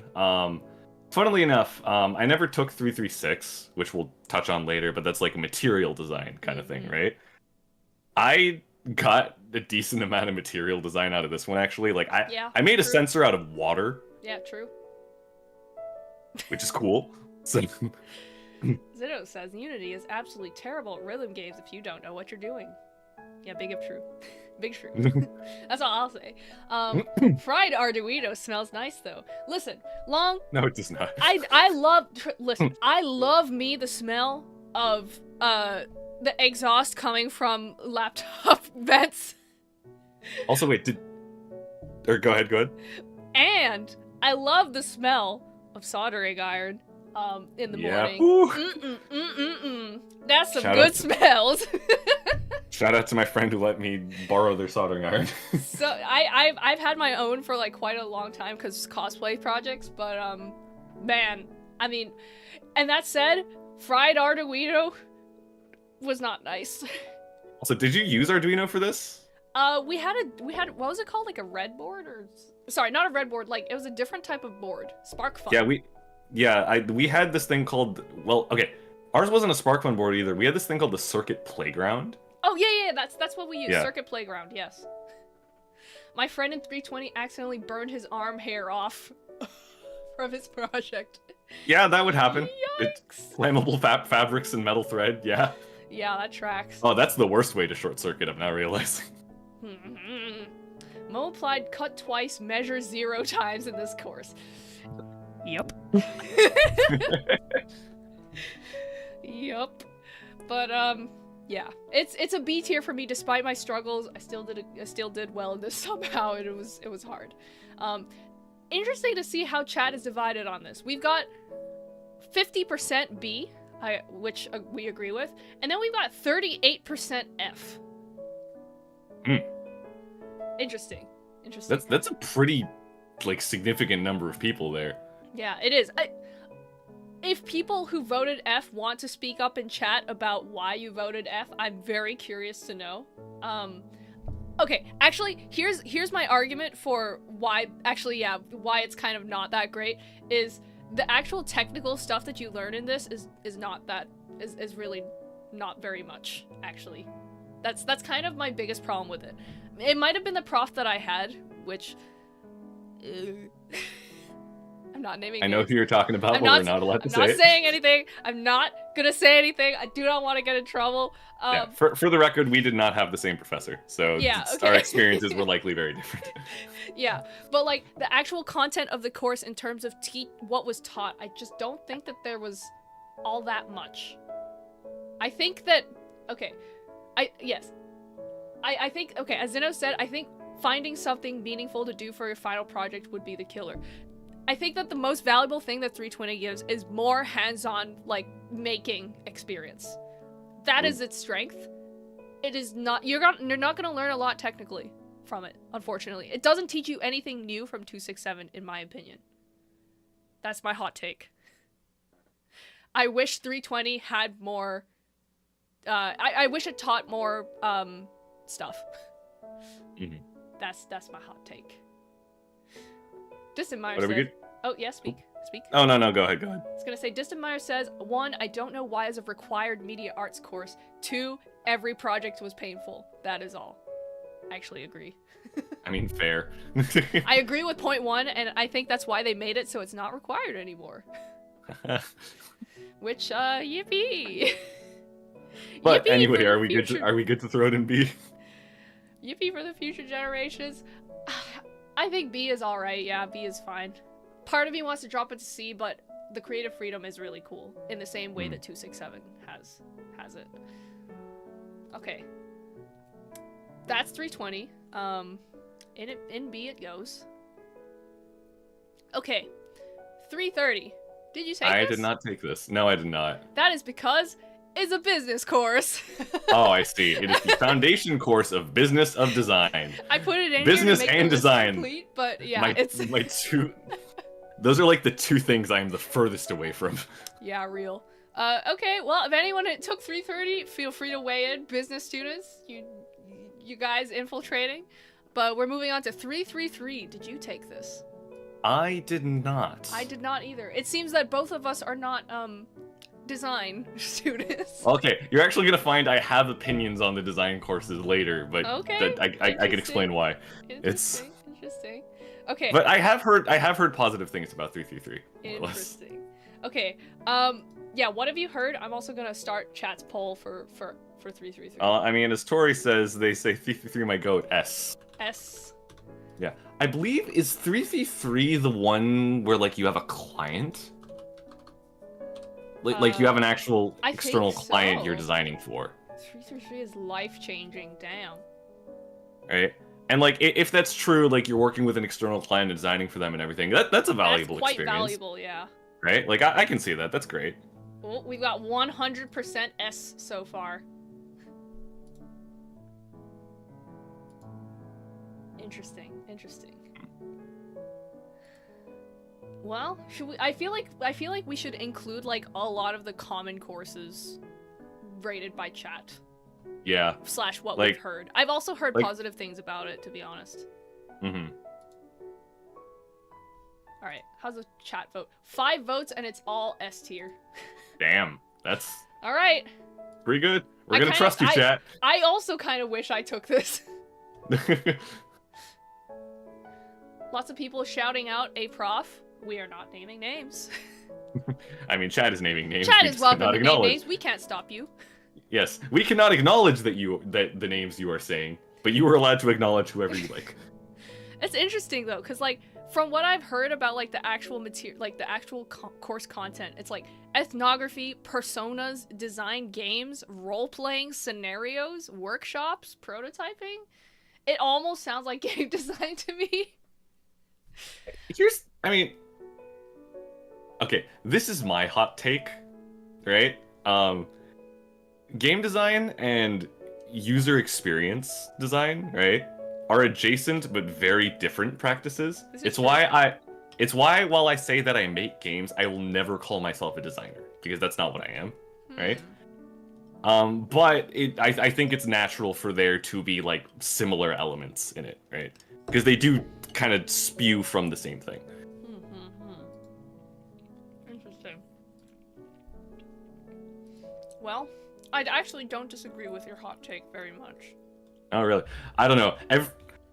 I said this in a room. I said this once in a room full of designers in like Studio B. Everyone was on my...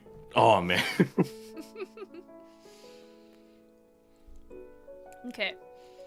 Okay, so we skipped 330. 334. 334, interface design. Did we both end up doing media arts? Probably. Oops.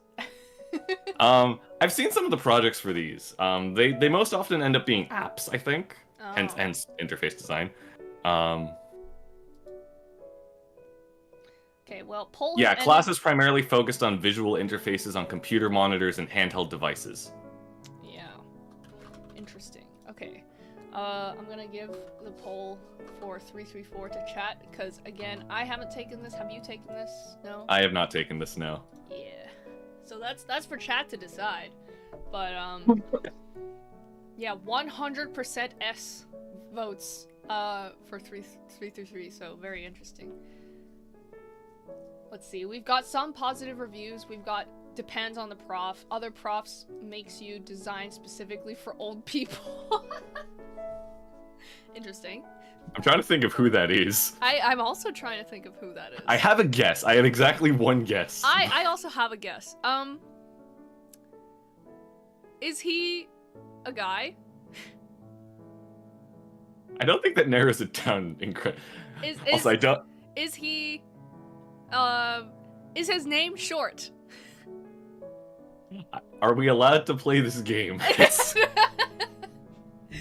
Okay, fine. I won't. Okay, does he normally teach 102 and 233 5? That's my guess. That guy's my guess. We're getting in chat. Okay. Well, so far the votes, we got 5 votes and they all said A. Fair. Okay. I'm willing to trust chat. Me too. 334 in A. Okay. 336. I take it you've taken this. Okay. 336, materials and design. So for people who haven't taken this, this is more making stuff with your hands. You get, and it's like very flexible in what you make, as long as you're just using like, it's kind of like model making is part of it. If you've ever done like painted miniatures or like made like little, like it's like D&D, bro. that's part of it. But you can also make bigger things, even wearables. So my instant take for 336 is depends on the prof. Ooh. This is, I don't think this prof's around anymore, but there was one who taught this like it was basically like a fabrics cosplay course, right? Yes. And that's S tier. I mean, of course you'd say that. Yeah. I'm really conflicted because, yeah, there was a time where this course was basically the like, okay, you still had other, actually there's 2 projects before the final one being a cosplay prop, but the first 2 projects are still quite fun. Like, I took it with that prof. I was very fortunate. In fact, I say fortunate, but like I specifically planned so that I would take it when that prof was teaching it, because I knew that it was like the cosplay making course. But yeah, the first 2 projects, the first project with that prof, the cosplay prof, is you make like you have to make like a course for like a marble to go around, and you have to have like a crank that you can turn, or something that makes it so that it's like moving and it's like alive. So I made like, I recreated Rainbow Road from Mario Kart. Oh, sick. That's cool. Yeah. And it was really fun, and I did well in that project. And then like the second project was you make like a scale model of like a location. And it was really, really dope as well. It was really fun and really cool to learn more about like how that kind of model making is done. And I think like I was honestly really impressed with pretty much every project that was made in that category. And then the last project, of course, was the cosplay prop making one. I am not allowed to say what I did for mine. True. Because I would be clocked immediately. But there's just so much freedom because you could make basically whatever you're capable of. And that's so sick. Everyone, honestly, like every single cosplay that was made, like in my class, they were all amazing. Straight up. It was awesome. So that was my experience. Really amazing. S tier. Unfortunately, that prof does not seem to get to teach that anymore that way. And I don't think that the other profs who are teaching it will take that way, sadly. From what I've heard, yes, as Zeno says, some of the other profs will make you like build an installation for a park with a physical model, which is kind of meh. Again, biggest L with IAT projects is when they take away your creative freedom and you are not allowed to cook.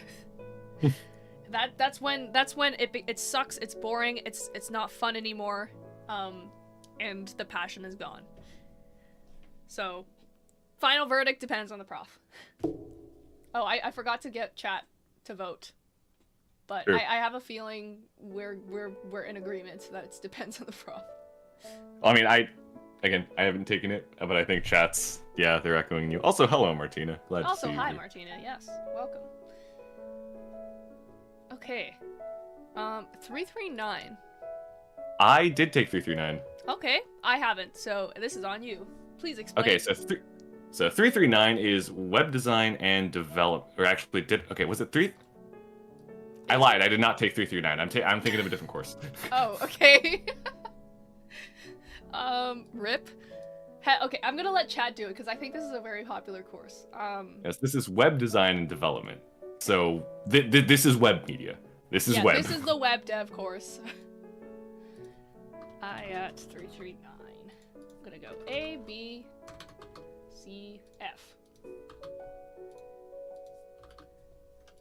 Distenmeyer shouting out another professor that is GOAT. I agree.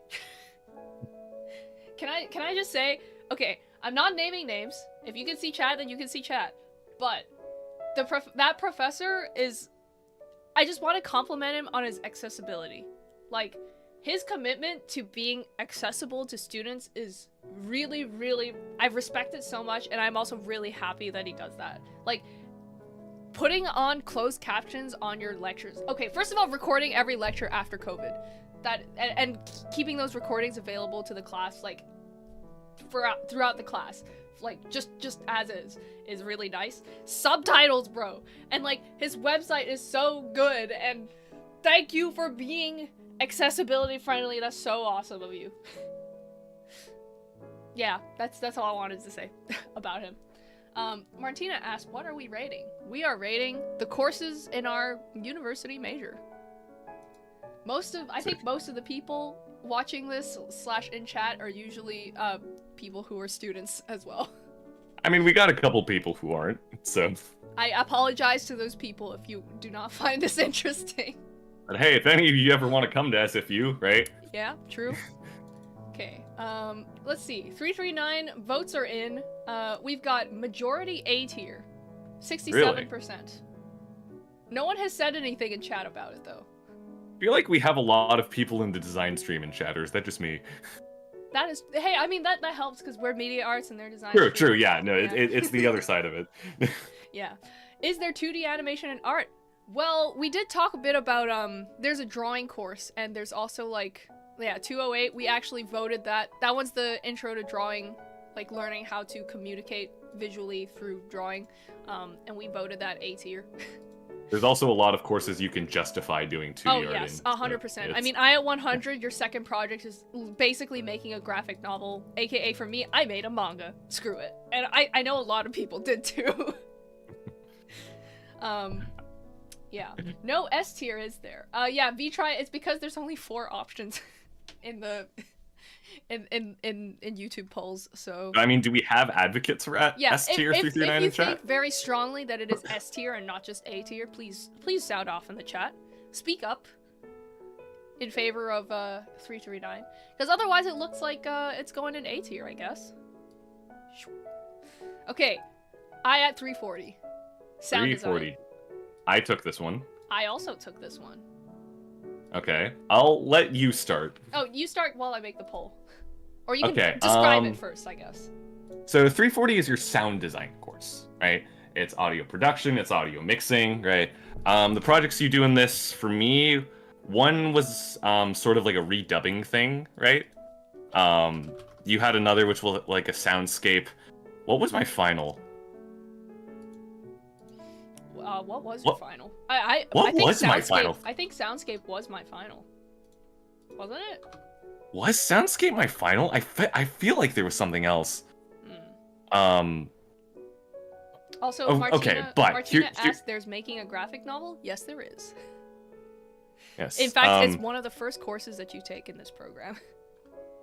And here's the thing. I avoided this with 313, but it is somewhat impossible to talk about my experience in 340 without mentioning the prof.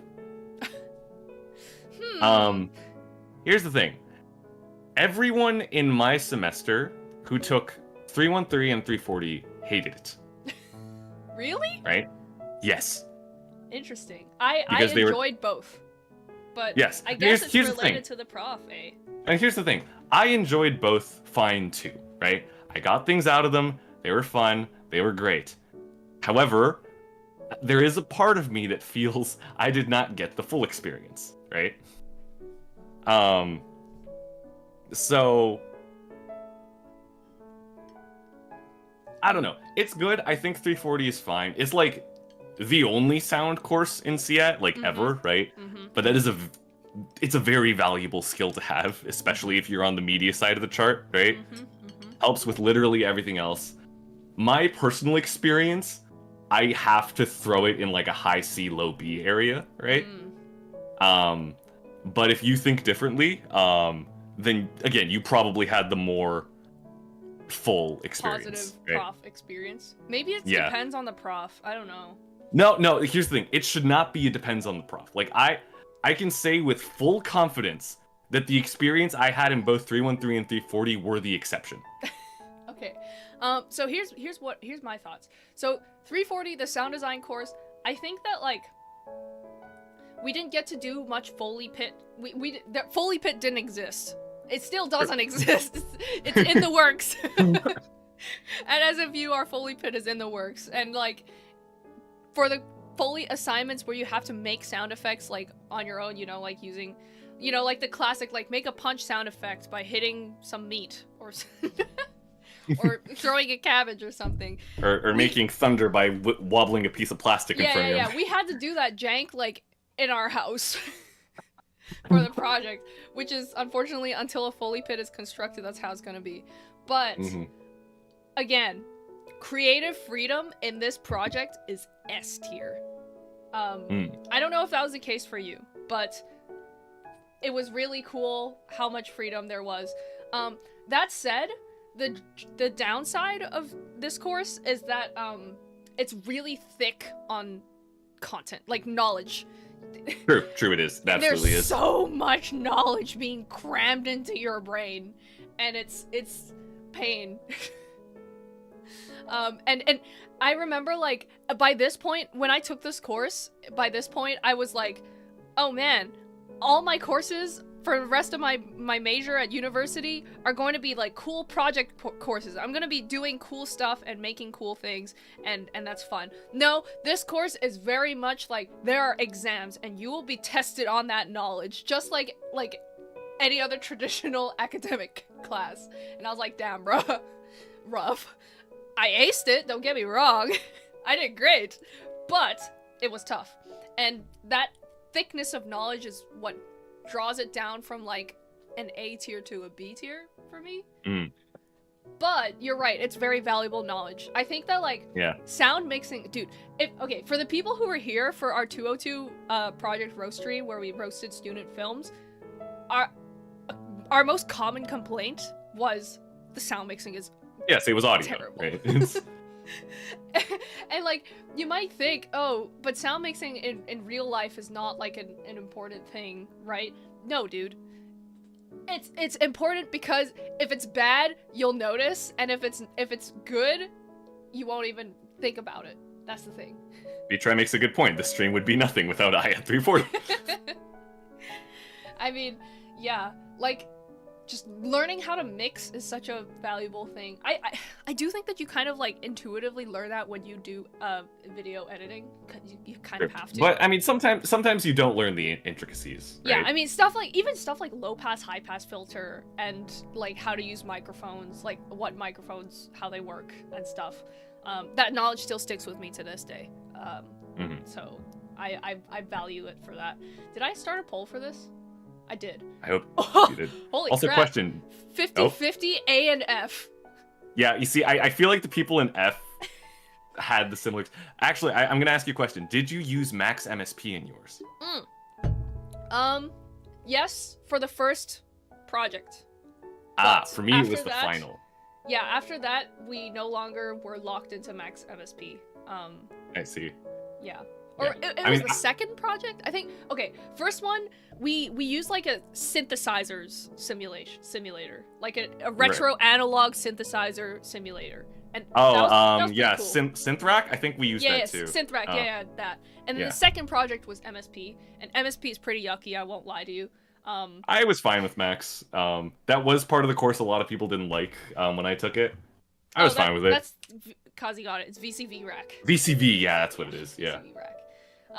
Yeah, it was pretty fun to experiment with. At least VCV rack was. MSP. We'll get to it. We'll get to it later. But yeah. 50-50 A and F is crazy to me. Yeah. I'm wondering if it's like if it's dependent on prof, really. It is dependent on one prof, and I don't believe they teach it anymore. I hope. I imagine a lot of people in the F either are people who don't like sound design, or they're people who are in that class with me. I'm conflicted because I feel like it's a high B, low A. Yeah, low B, high C for me. So. Okay, B it is. Yeah, let's middle ground it. Okay. Okay, now we move on to 343. 343. Okay, wait for Martina had to leave. Oh no. I didn't get to respond to the message. Okay, 343. IAT 343 is just titled 3D. Animation. Yes, it's animation, but specifically it's 3D animation. Yes. Good old Autodesk Maya. Okay. However, calling this course an animation course actually is a bit of an injustice because this is a modeling, rigging, and animation course. You are expected to do all of that. Yep. Which, in case people aren't aware, like they haven't worked in this space, that is a lot. It is a lot. Here's the thing. Now that I've done more 3D, I know that, like, each step is its own job. Yeah. They will have one dedicated person or more for each step of the process. And here, you're stuck doing it all by yourself. Or with a group, but... With that said, the creative freedom on 343 is peak. True. It's also pretty high. It is cinema. And here, okay, but the downside is that the fact that the prerequisites do not require you to take something that teaches you, like, basic filmmaking skills. Oh, it doesn't, does it? It does not. Which means, I don't know about you, but when I took it, I ended up being stuck with a lot of, like, comp sci, or, like, people taking this as an elective with no experience in, like, filmmaking, no knowledge of filmmaking or art or design, and that was rough. And there's also the fact that it's Autodesk Maya. And the fact that you're raw dogging Maya without a single plugin. Which, here's the thing, okay? Some people are like, oh, it's great that 343 teaches... Okay, some people. I'm some people. It's me. I'm saying this.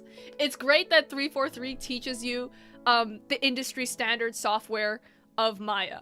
Because, unfortunately, for better or for worse, that is kind of what is used professionally almost everywhere. Slowly starting to change. Blender is finally making a splash. Yippee, let's go. Shout out to the movie Flow for being made entirely in Blender. But oh, right, yeah. Yes, but you're stuck with Maya for this course, and that would be good if not for the fact that in reality, any industry that's using Maya is not using Maya without anything on top of it. They are not modeling in Maya, like, by itself. Maya, or without it's like any... some, like... Go ahead. I was gonna say, Maya without any plugins does not have any sculpting tools whatsoever. Doesn't even have proportional editing. Not really. I heard that they added proportional editing in, like, a new version, which blows my mind that it wasn't there already. Yeah, I think it's, like, a lot of, like, places that use, like, Maya. It's like an in-house version of it, right? Yeah. They have, like, an in-house version with, like, plugins and add-ons and even custom, yeah, like you said, like, in-house custom versions and stuff. But here's the thing. The vast majority, like, of studios using Maya, they will be using it with stuff like ZBrush, Substance Painter, Houdini.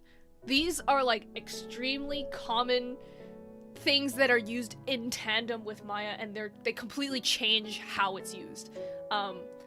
Whereas, let me tell you, building your first 3D model in Maya with no plugins by placing every single vertex one by one is not the play. It's an experience. No. Is it a valuable one? Can I say that? It's an arduous one. Okay. You know what it reminds me of? It reminds me of trying to make anything, like any kind of image in 265.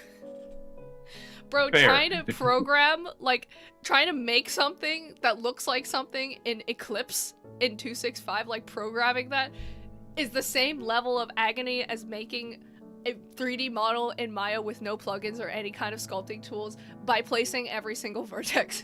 I'd argue the Maya is higher, honestly. Actually, yeah. At least with Eclipse, if you really want to give up, you can load an image file. Yeah, that's the thing. And I really think that there is a huge benefit to this course considering switching to Blender, because Blender is really good for being an all-rounded tool. It is all-rounded. Whereas Maya, I think, like, it's really good for animation. Like, it's rigged. Sure. Like, the rigging and animation system is really, really good. It's some of the best, I guess. Yeah. Whereas Blender is pretty basic and kind of jank. But Yeah. Anyways, so I wish it's changed to Blender. I wish you learned at least something about sculpting tools. I remember thinking, I remember making my first model in Maya for this course and being like, there's no way that this is how people make models, right? Like, it can't be like this. There has to be a better way. Like, and it turns out there is a better way. It's called sculpting. But yeah. Yeah, we could argue about Blender and Maya and whatever forever. Yes, but back to 343 specifically. Yeah, we've been yapping about this for a while. Wait. Yeah, okay. I also want to look at the chat, the poll results. So we've got it's a tie. 43% voted A, 43% voted B, and 14% voted F. I agree with that. It's like a high B or a low A for me. Yeah, I'm personally in the A camp just because of the creative freedom and the very valuable technical hands-on knowledge that you get. Oh, I will say one huge thing is the actual knowledge that you take away from this, like the content that's taught in the course, like through lectures and stuff, very valuable. Holy crap. Learning about good topology has saved my ass so many times. Fair. Since then. So I think that is really strong just for that. So A tier for me. Any disagreements? Yeah, no, that's fair. I don't mind seeing 343 and A. Yeah. I was the rigging guy for my group. I will just say that. So that's the lesson I got, and it was fun. Rigging is one of the least desirable jobs, and also, it is also one of the most desired jobs. True. I don't know. I usually end up doing the things other people don't want to. So. I'm sorry. No, it's cool. It's good. I enjoyed it. I was fine with it. So. Okay, I want to catch up on chat for thoughts on 343. So let's see. Espa very team dependent. Big true. Like I said, that point. Okay, the fact that there's no requirement for like any kind of like IAT related skills, that bugs me a lot. Because I think like one of the only prereqs is Math 130. Right? That's right. Look at it says right here, Math 130 or Macum or Math or Math or Math. Which is really funny to me because you don't actually do a lot of math in this course, if any, actually. I mean, funnily enough, I had this sort of like unlocking the matrix moment when I looked at the curve editor in Maya for the first time, and I'm like, wait, it's matrices. Like wait, what? Math 130. It's like I was like, oh, this is where that comes in. Oh, that's crazy. I did not have that. I to this day I still don't really understand the matrices part of it. Oh, really? My brain too small. But I do like the curve editor because it reminds me of After Effects, so. Fair. Yeah. Okay, what else did people say? Kazi says, I'm taking it soon. Does Blender skills come in hand? Yeah. I think that any experience with 3D will help you with 343. Because I'm telling you, as someone who jumps into it blind with no experience, it's a steep learning curve. Mm-hmm. And you learn a lot. Like, you're doing a lot of stuff in this course when this really could be an entire degree. Single steps of it could be an entire course. So that's the tricky part. But yeah. Okay. Oh yeah, that's exactly what Zito said. You are taking a full year of courses and compressing it into one course. Exactly. Yes. Yeah, that's exactly what it is. Yeah. Sadly, I think that they should separate this out into multiple things that let you actually, do hands-on. Yeah. Because I think 3D is really valuable, and I wish I had more courses in that. Like, at least separate the animation from the modeling and rigging. It's like... So true! Give us more time on that. Dude, people who don't understand principles of animation... Here's the thing. We teach that in IAT 100. You learn that in IAT 100. It's part of the kinetic typography course. The project. You have to, you get marks deducted if you don't have principles of animation. So yeah. That's why I'm like, I wish IAT 100 was a required course for 343. Yeah. Because I mean, go ahead. No, speak. Here's the thing. Okay, here's my horror story in relation to 100 and 343. I have heard people in 100 say things like, why are we learning how to animate a ball if we're going to be animating letters after this? That seems useless. I don't get it! Yeah, and I'm like, please, it's like fundamentals in anything, really. Yeah, exactly. The ball is just a placeholder for anything, bro. Yeah, it's like if you can do it to the ball, you can do it to anything else. Yeah. Yeah, it's like very silly. Very, very silly. Yeah. Okay, what else did chat say? I talked with a faculty member about this. He did mention it was something to consider. Oh, switching to Blender. He's strongly against it a few years ago, but I'm willing to bet that this will switch to Blender within a year or two. I hope it does, because I really think that Blender is such a great all-rounded software for 3D, whereas currently the industry separates the 3D pipeline into like everything has its own program for a specific purpose, which of course like at a high level, like high fidelity, that is what you need, but if you're just trying to do some simple stuff and you're just trying to learn the concepts and the techniques, Blender is a great place to start, man. And for something like 343, it would be way friendlier. This would easily go to S with Blender. Agree. Okay. What did Distant Myers say? IMO, unless you specifically want to get into 3D just for industry and not any personal work whatsoever, you should probably avoid Maya. True! We got thoughts. We all have thoughts. Yeah. As much as I'd love to catch up on chat, I believe we should probably move on. No! Okay, there's one last point that I want to talk about, and that's the point that Tim said about students in 343 generally massively overlook film aspect of an animated film. Yes! I agree. I strongly agree, and that is why I want at least 100 or like 202 or something to be a prereq for this course, because holy, you can tell when a film is made by someone or like a team where none of them are IAT students or none of them have film experience. Yeah. And like even just having one guy who like marginally passed 202 is like a very large difference in a team. Yep. Ooh. Okay. Moving on. Yes. 344. 344. Moving images. I took this one. I also took this one. Right. So this is sort of your enhanced 202. It's another video course. I consider 313 to be enhanced 202. That's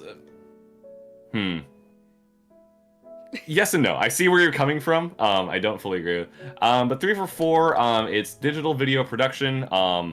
Often what it is you are making a documentary that is the product, that is the project. That's what it was for me, at least. I did not have that. Oh, what did you have? We made a video poem. I heard about that one as well, yes. Okay, you tell your side, I tell my side. Okay. 344 is fine. Like, a lot of the earlier parts, I felt like it was going over things I already knew in 202, like, this is how a camera works, this is how lighting works, you know, this is how you edit, which, like, I get it, you need to cover your bases and everything.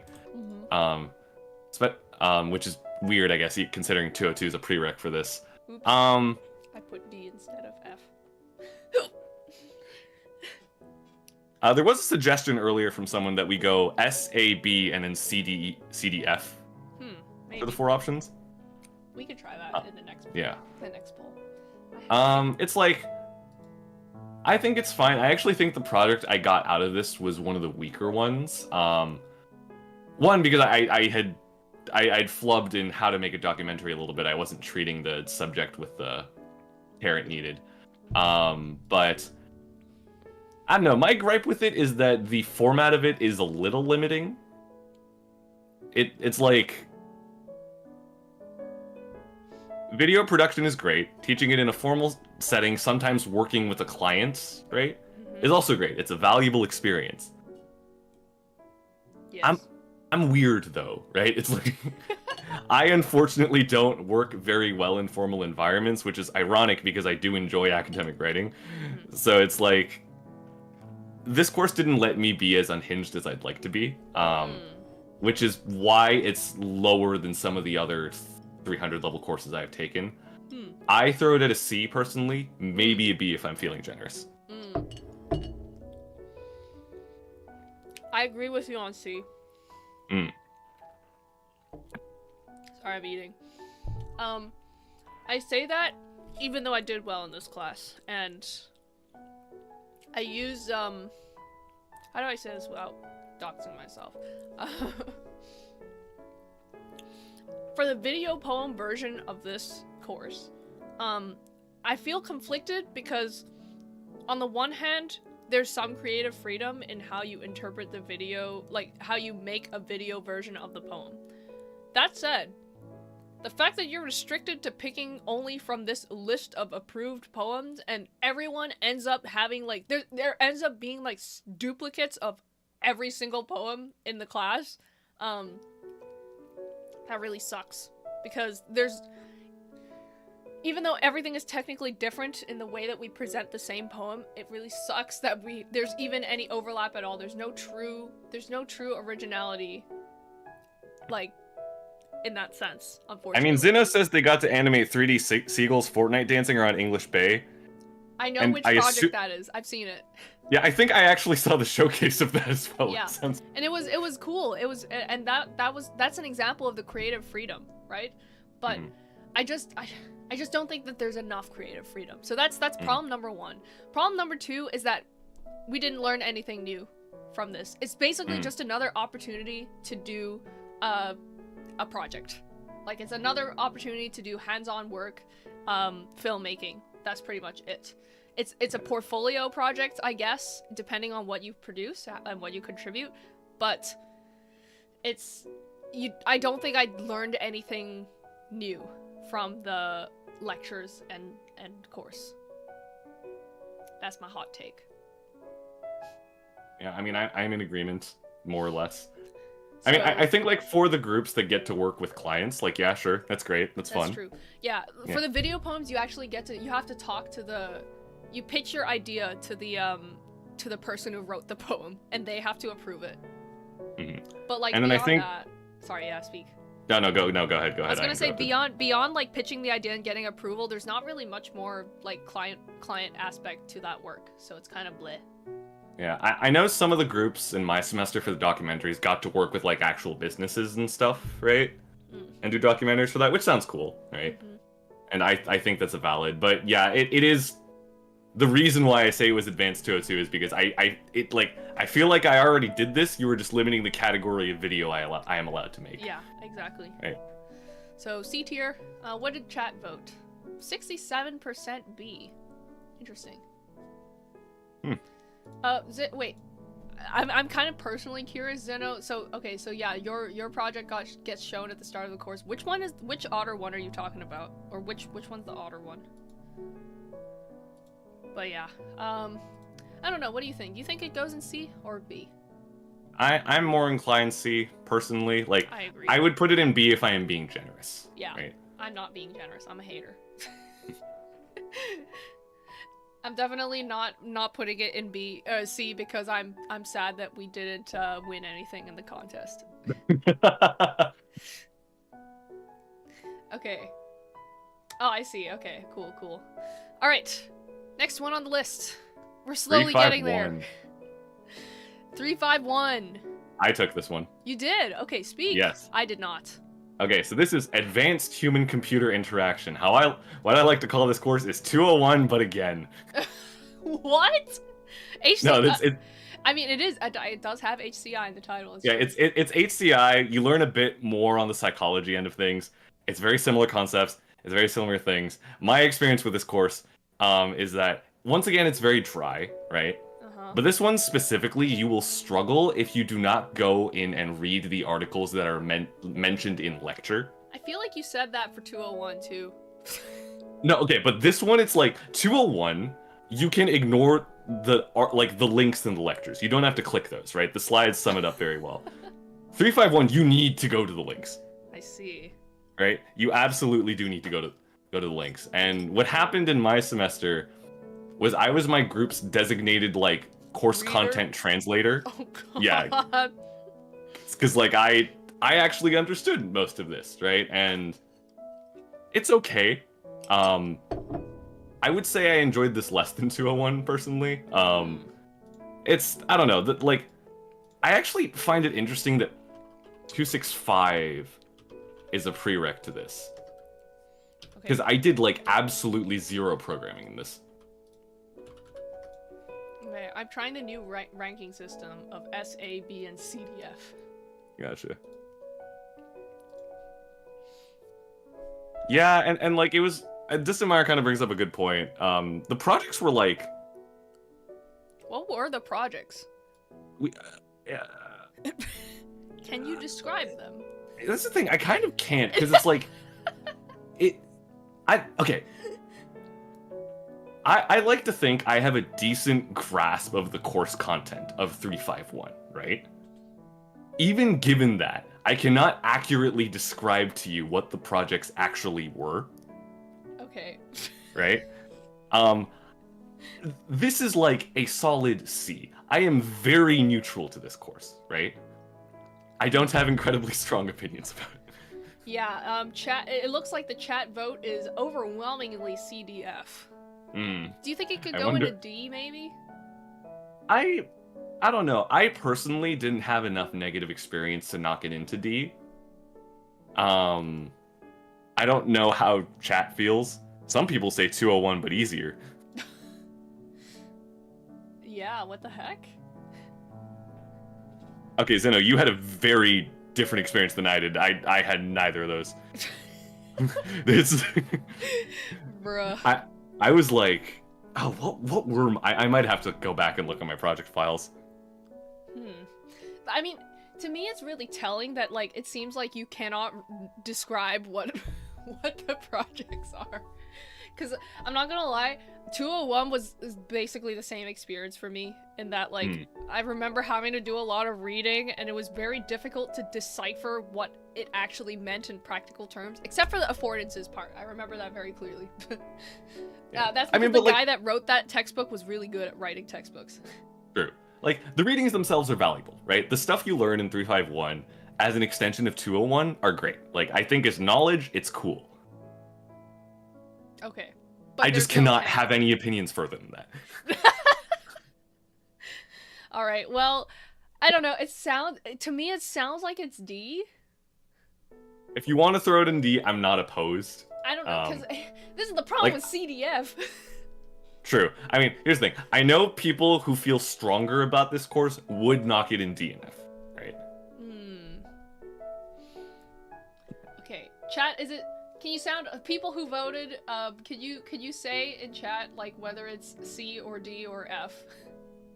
Or something else, if you feel strongly. There's only 4 votes, so it seems like, I mean, it makes sense. The higher we get, the less people have taken it. That makes sense. Too forgettable to rank, honestly. Damn. Yeah, fair. I can kind of agree with you on that. Wait, which one is it? 351, right? 351, yes. Yeah, 351. I put it in C. I'm gonna move it to... It was a course of all time. I'm putting it in D tier. Gotcha. Okay. 355. Okay. This is programming 3. Did you take this? I didn't. Did you? Okay. I have a very close friend who took this one. Okay. He hated every second of it. Oh dear. To be fair... Okay, or maybe I'm remembering the wrong... But I might be remembering the wrong course, but like I think I remember him saying the visual analytics thing's cool, because this is an analytics course, right? Is cool, right? Visualizing data and all that is great, but it was something about the IDE they were using and also his general hatred of math. Right, that kind of spurred his negative opinion on this one. I did not take it, so it's like... We've got to vote for F. Okay, so that means your friend had a very bad review of this. Yeah, he would throw it in DF. D probably. or F. And we've got 1 vote for F from chat. 1 vote for A. I mean, that doesn't surprise me. I feel like some people would like this course. I don't know. I mean, I can't comment. I don't know. I haven't heard anything about people who've taken this either. Yeah, I can't. That's really my only exposure to it, so I can't say for sure. Also, King Crimson, hello. We did notice you in chat. Oh, I'm glad you made it. We did say. I wasn't sure if I got to shout you out, but yes. I'm gonna. Okay, based on what we heard F, F, and A.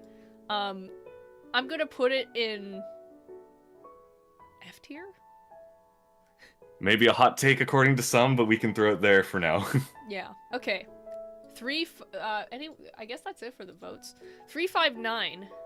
I did take this one. Oh, okay. So Faye did not take 355, but he did take 359. yes, 359 is mobile computing. This is specifically programming for phones. You are making an Android app at the end of this, right? And here's the thing. I enjoyed this course, right? Like, I actually have developer options on my phone constantly on now, because now I know how to manipulate that and the sensors, and I can load things on it if I want to, like, custom something, right? That actually sounds useful, though. Yes, it is useful. Yeah. Here, and like, I enjoyed it. Here's the thing. Android Studio is the most god-awful IDE I've ever worked in. Instant vote for F. Like, it's not enough to throw it an F, but it is enough to knock it down. I at least was lucky that I was allowed to code in Java, right? I have had people who took this course that they had to code in Kotlin. Oof. Which is like the native language that Android Studio supports, right? And they had to learn that from scratch, and apparently that was terrible, right? Yikes. So like, course content, great, wonderful, amazing. Android Studio can suck it. That's rough. Okay, well, what would you rate it?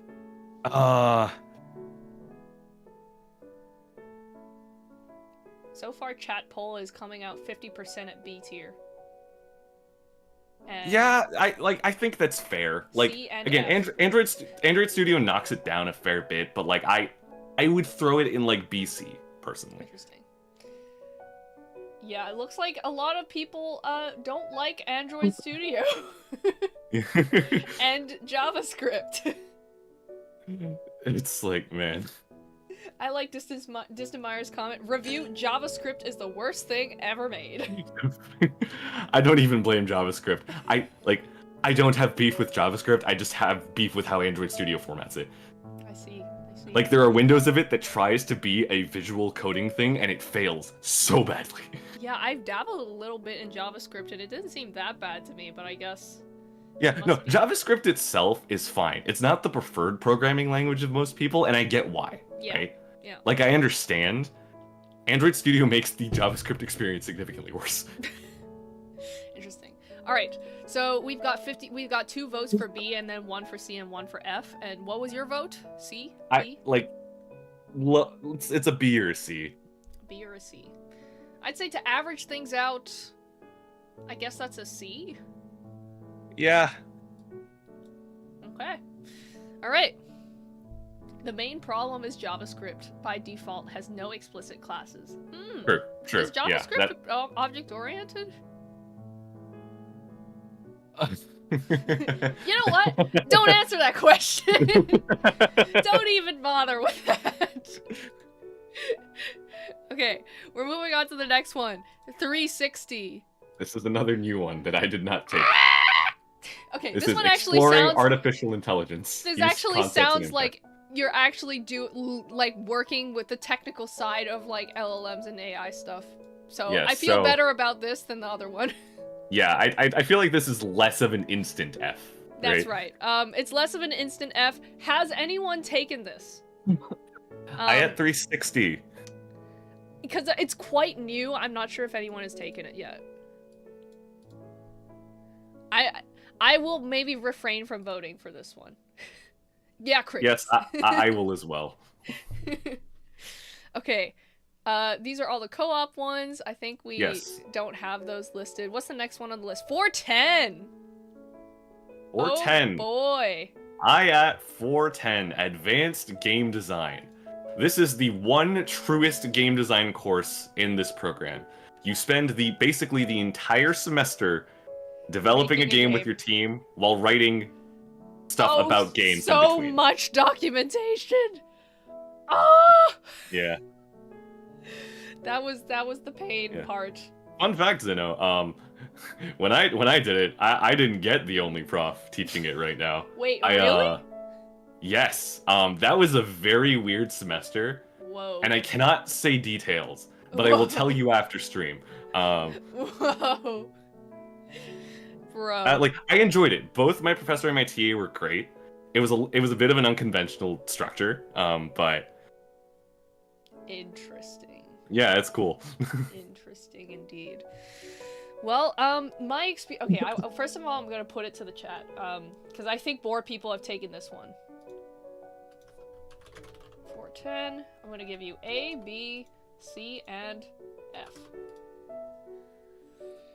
Okay, poll is up. So how was the? Oh, I guess your experience was weird. I had this more standard experience.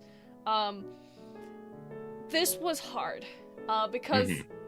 Like I said, it's a dependent on your team thing, but also, like, by this point, you need to have the team management skills. You've got to be able to be on top of it.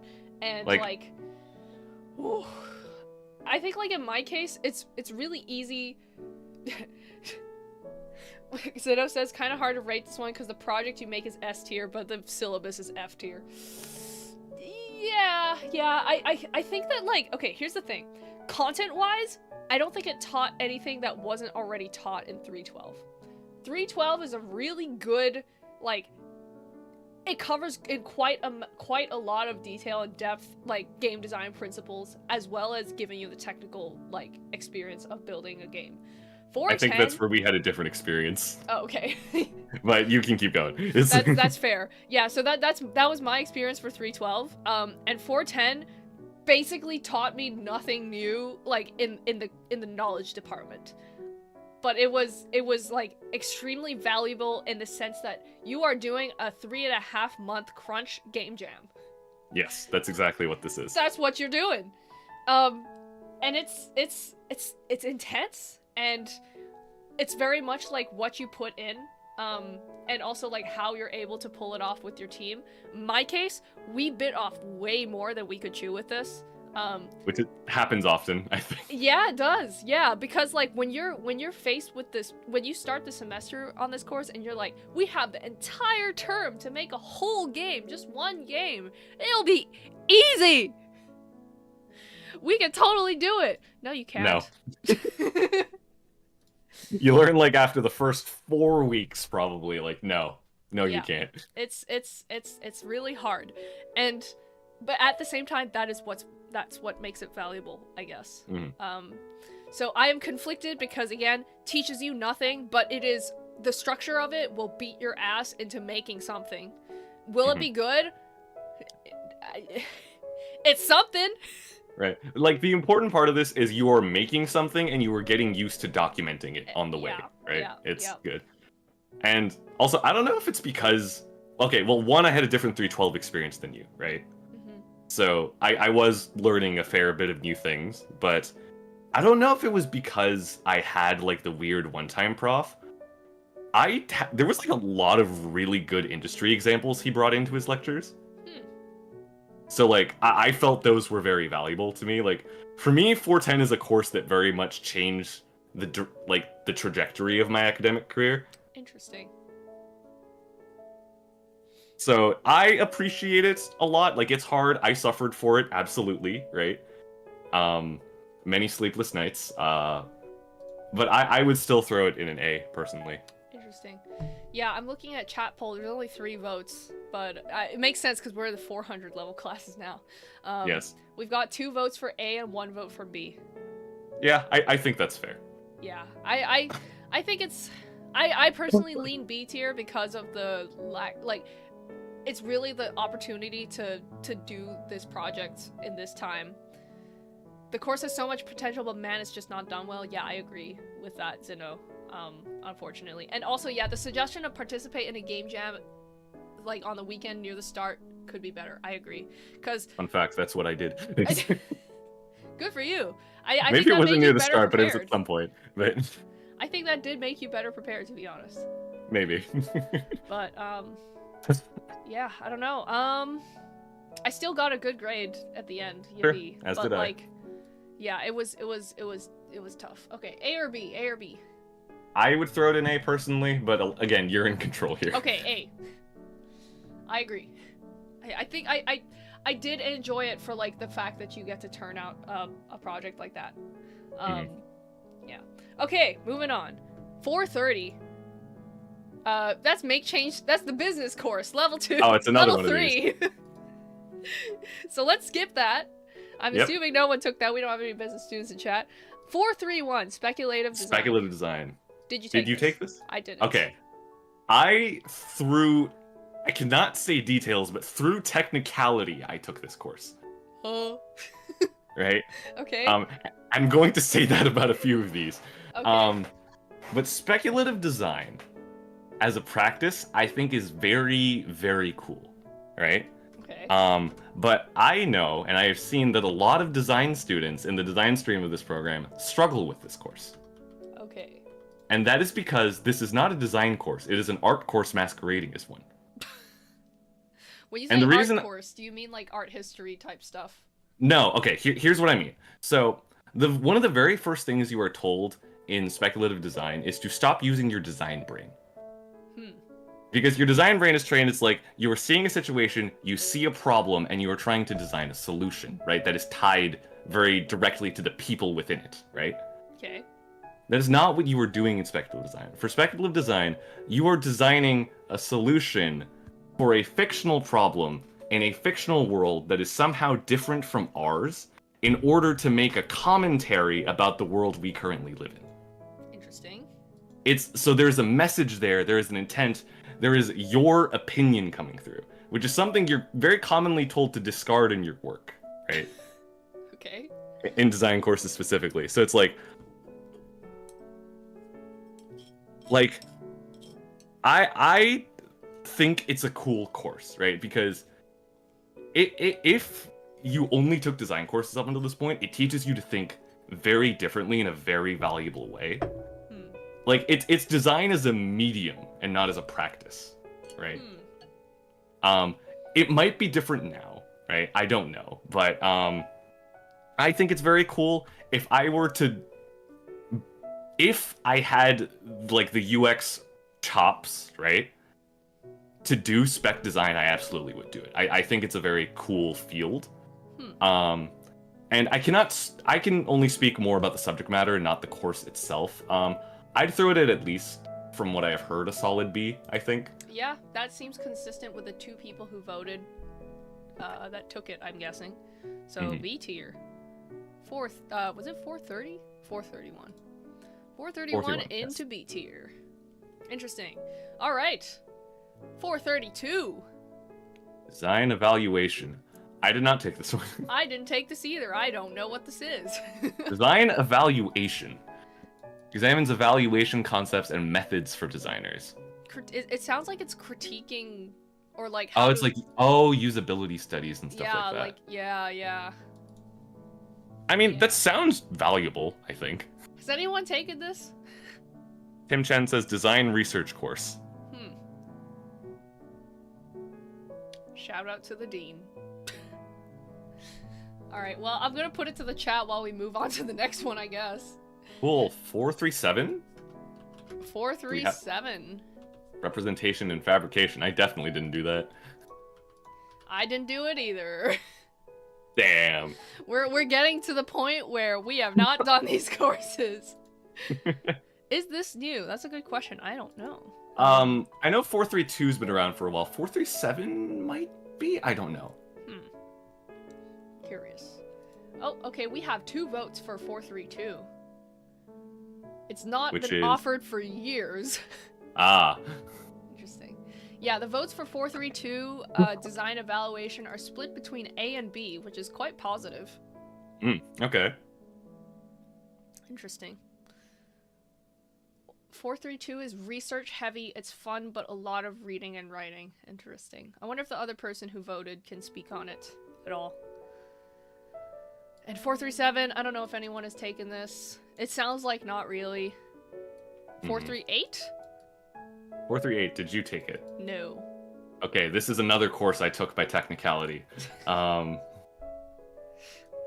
have thoughts.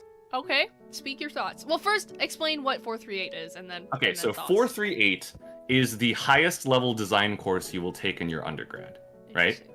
It is interaction, user experience design, and like it prides itself in being like you are creating an industry standard project by the end of this. Like I have heard stories, many people have landed jobs because of these. Wow. Right? Okay. And so I've seen the process, right? I've seen the projects that come out of this. It's great. They're valuable, right? I think this course teaches you many good things.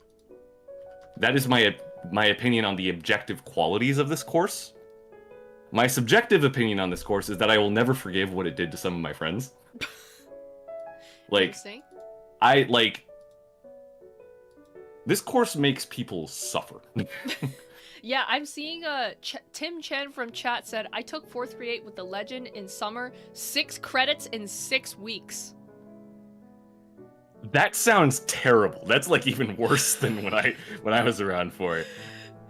Actually gave me depression, would 100% do it again. You see, that's the thing. That's what everyone who comes out of 438 says. Like, it was terrible. What? I am traumatized. I loved every second of it. I'm like, please, value yourselves more. It's like, I understand that the experiences are valuable, great, but it was not worth the mental breakdowns you went through weekly. Oh like, my god. It's... So how do you think it should be rated? Because the 2 votes are both for A. Okay, I think, like, as a course, right, the course content, what is taught, throwing it in A and even S makes sense. Okay. Right? I understand that. But I personally, in good faith, cannot do that. I want to banish it to F, right? Tim says S. Yeah, it's like, again, like, I understand why you are saying that, but like, I also despise it at the same time. Like, it's... You guys are crazy! Okay, here's the thing. Even if it is S tier, I have to take it down to A because of the depression and the crunch. You can't do that, bro. We can't allow this. We can't encourage this. Okay, we're putting it in A tier. Yeah, it's... Alright, we skipped 437, no one took it. 443. Okay. I took 443 when it was not senior project in creative media. Yeah. Me too. I took it back when it was interactive video. As did I. Yes. So we can give our rating based on that. I think so. Heard about people doing this course. Like, I've heard their experiences a bit. The new version of the course. But, yeah, I mean, here's the thing. I would 100% push for creating an SS tier for this. You enjoyed when it was interactive video? Or, like, the new version? Are you talking about the new version? I enjoyed interactive video, personally. Well, I don't know about you, but it was max MSP hell. And don't get me wrong, I slayed it. We did a great job. We got like an A+, but like pain. Zeno says they took it last semester, so that's when it would have been. That was the new version. That's the new one, yeah. Interesting. Okay, so I guess the new version is up there. Yeah. I personally enjoyed interactive video. I'm fine with max MSP, right? I did it. I was gonna add a version that's like new and then version that's old, but oh well. I think like I don't know. My fondest memory of 443 is on showcase day. My group got bonus points for being the only group that could set up on time. Yeah. Yeah, the interactive video version of this was rough, man. Yeah, I mean, it's a cool course. It's another course that lets you do interactive exhibits and such, at least when I took it, right? To some extent. Oh no, we were like a full exhibit thing when we did it. So were we, but like the thing is that for us it was quite limited to the confines of max MSP. Nah, I mean, when you say limited to the confines of max MSP, were you using like sensors and stuff, or? Yes, we were. Because I'm trying to remember what we did. We had Max running with projection mapping, and then like audio sensors. I can't say this specific part of the project because this one's actually been showcased, but there were some parts of mine that were outside of Max, I think. Well, based on the reviews in chat about the new version of this, it sounds really good. like S tier. Is throwing it in S justified, do you think? From what I've heard, like about the course, like, because here's the thing, I've talked to like the teaching faculty from this, and I've also talked to some people who took this and have witnessed it, so I can comment on like the new version of it. It is S tier. Just purely from the fact that like it is probably the freest that you'll ever be for a course. It's basically go wild, do whatever the hell you want. Wonderful. Just My make kind of something course. good. And that's kind of like I feel like that's that's the crux of this course, this entire major, is like you can go wild and you can like put your best foot forward, and you basically you get out what you put in. And if you go hard and like you go crazy, you go balls to the walls crazy, you're gonna come out with something amazing.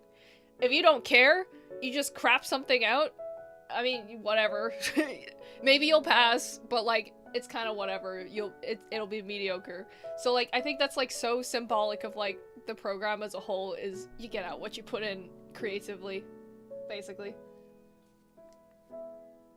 I don't know. Well, I mean, it sounds like your mind's pretty set. How would you vote it? The previous version. Previous version, I'd shove an A, so like I have no qualms with throwing it in S. Okay, S tier. I'm gonna put. Let me see if I can very quickly make a version of this look of IAT 443 icon, but one for old and one for new. Yeah. All right. While you're doing that, I'll talk about the next one, which I believe is 445. Oh yes, 445. 445 immersive environments. This is our 3D, VR, and otherwise extended reality course. Yes. It's a lot. I can confidently say this is one of the courses with the highest workloads I've taken. Really? Well, okay, that's partially because of what my group set out to do. But I enjoyed this quite a bit. I would argue more so than I did 343, actually. I don't know, this is just, at least when I took it, it was kind of another one of those, like, go ham courses, right? It's... Your limit's technically not even VR, right? You can do AR, XR stuff if you'd like. Yeah, that's true. Sorry, I'm focused on making the picture. Oh yeah, no, that's fine. I guess I could keep talking. It's like... I think like 410 and 445 are two of the courses where like, you really use Unity. Oh, if that makes sense. Yep. Right? Yep. Because it's like, you have opportunities to use it elsewhere. Like, you can use it in 312. You can use it in 343 if you want, right? Like, I have seen more interactive projects come out of that. But it's like, 445 is like, it's full VR Unity pipeline. And fun fact, so basically they kind of teach you how to, how do I put it? They teach you how to work with the Steam VR rig. Right, yes, when I did it. Yes, I was also Steam VR. Right, and then you also, what my team ended up having to do is Steam VR rig didn't work for the specific thing we wanted to do, right. So we had to make our own rig using OpenXR. Oh, right. My team worked with OpenXR initially and then switched to Steam VR because it was easier. That makes sense. We had like the reverse of you. Yeah, I mean, I agree that Steam VR is easier. It's like it's a built-in system and everything, right? It's just the one thing we wanted to do with the rig completely broke it. Rip. So like we had to make one from scratch, and I think that was a cool experience, right? Like I gained an appreciation for VR doing this. Though, what Zeno says is true. Perhaps we were in the same semester. It's like this. The expectation was a lot of work per week, but it's like the assignments weren't set up super duper well. Okay, I'm putting up the poll for chat for 445. And I've made the image. Both images. What? I shall add them both. They have MS Paint. Oh, I words. was talking about 443. I see. Well, I mean, I think the same stands for 445.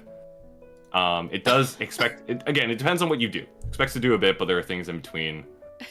My group ended up being tail heavy because we needed to pick up some slack. But yeah. Okay, I'm putting old, new in S, old in A, B. A or B is fine. It's What was the rating? What was the chat takeaway for 443? Both A. Okay, fine. A. I don't know. I think it's a B tier. you're in control here. If you want to throw it there. The Max MSP one was so B tier. All right, sorry. Yes, 445. Let's talk 445. Yes. Yeah, I've said my piece. I don't know about you, but again, creative freedom, baby. We love to see it.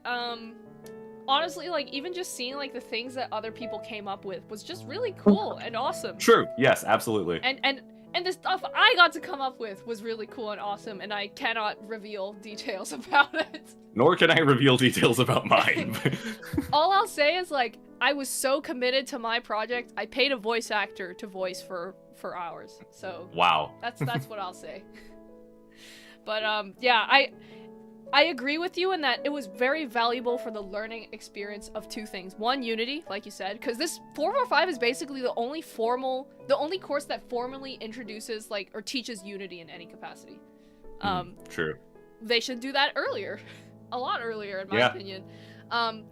But yeah, 445 teaches Unity. That's big number one.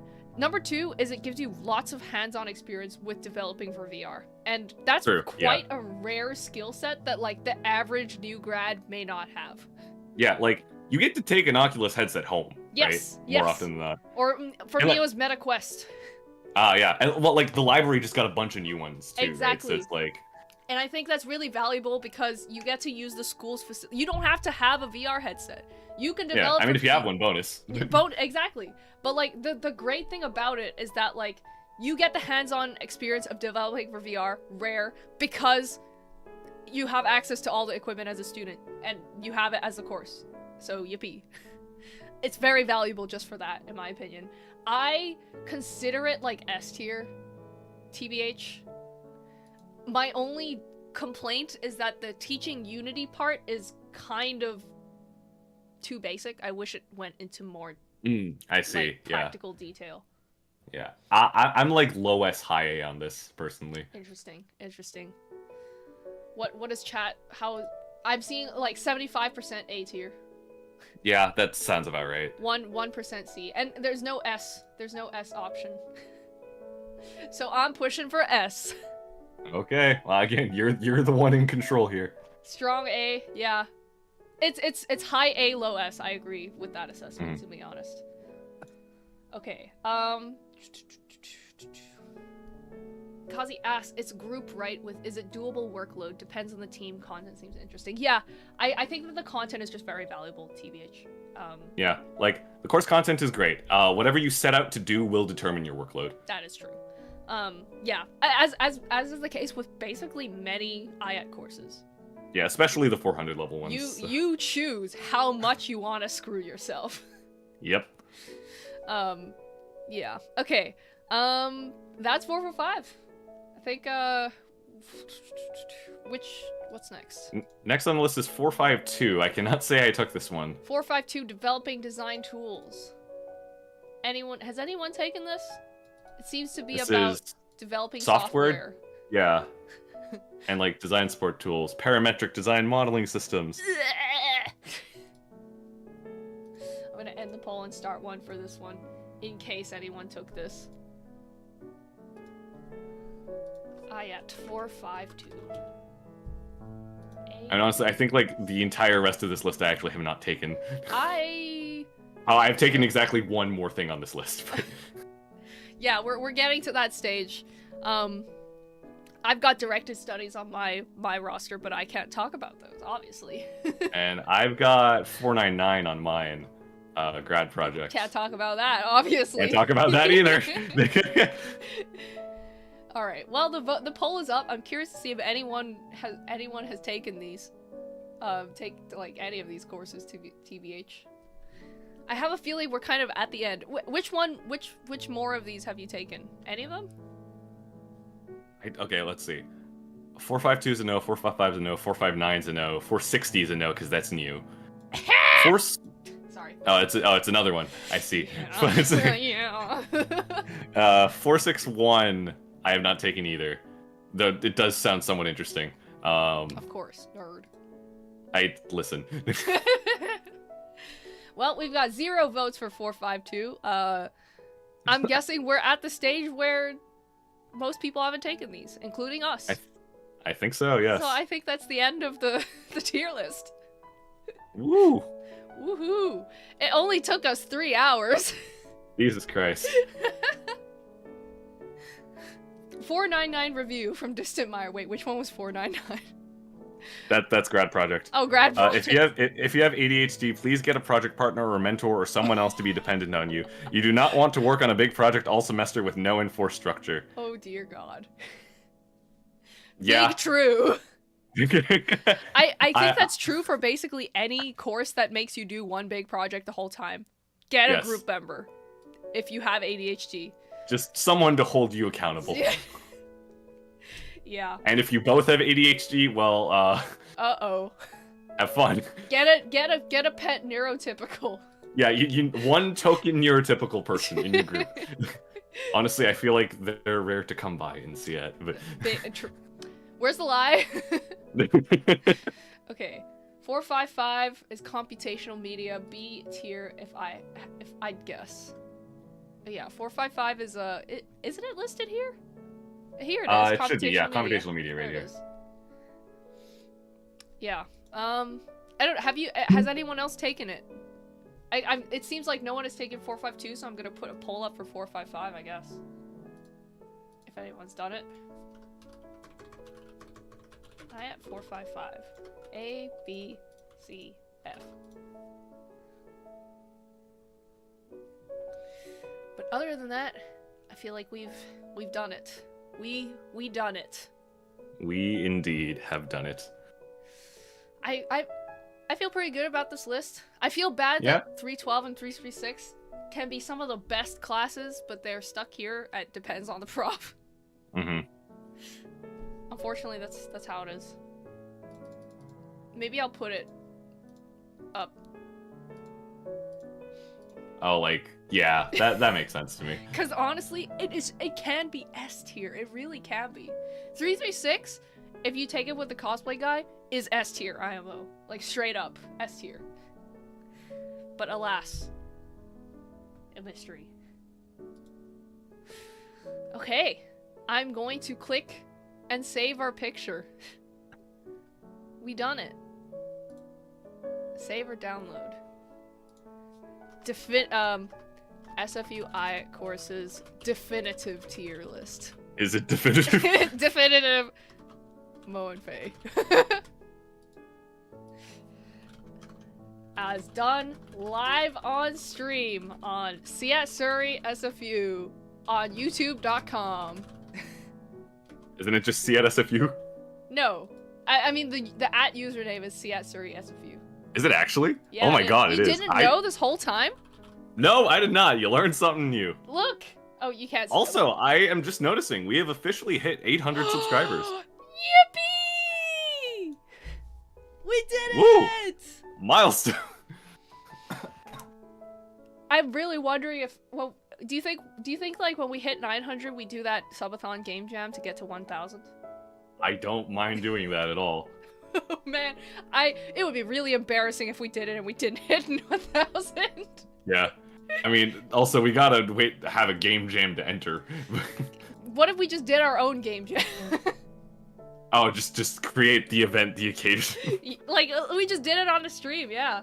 Like, yeah. Honestly, though, it would be sick if we did enter a real one, though, you're right. Sure. Okay, chat, do you know any oh, wait, actually, okay. There is one vote for B tier for 455, so... But, meh. No one else is taking it, so... Save, download image. Download image? Oh, there we go. I think by doing this, by hitting save, this has become publicly... Look, you can agree or disagree or poop react. Oh my god. This tier list. well, there it is. I'm gonna SFU IAT course tier list finished. It is done. And for the record, guys, we did have I had another idea for another tier list. I kind of want to wrap stream though, but the idea was SFU Surrey campus toilet tier list. Problem being, that we found out that someone has kind of done that already. Yeah, I'm surprised you didn't know that. That account's been around for a while. Yeah, for people who don't know, what was it called again? Was it Toilet Tracker or like? SFU Poop Tracker. Poop Tracker, that's what it was. Yes. No, SFU Poop Map. Poop Map. Yeah. It's someone has compiled like a whole rating system for all of the bathrooms on all of SFU's campuses.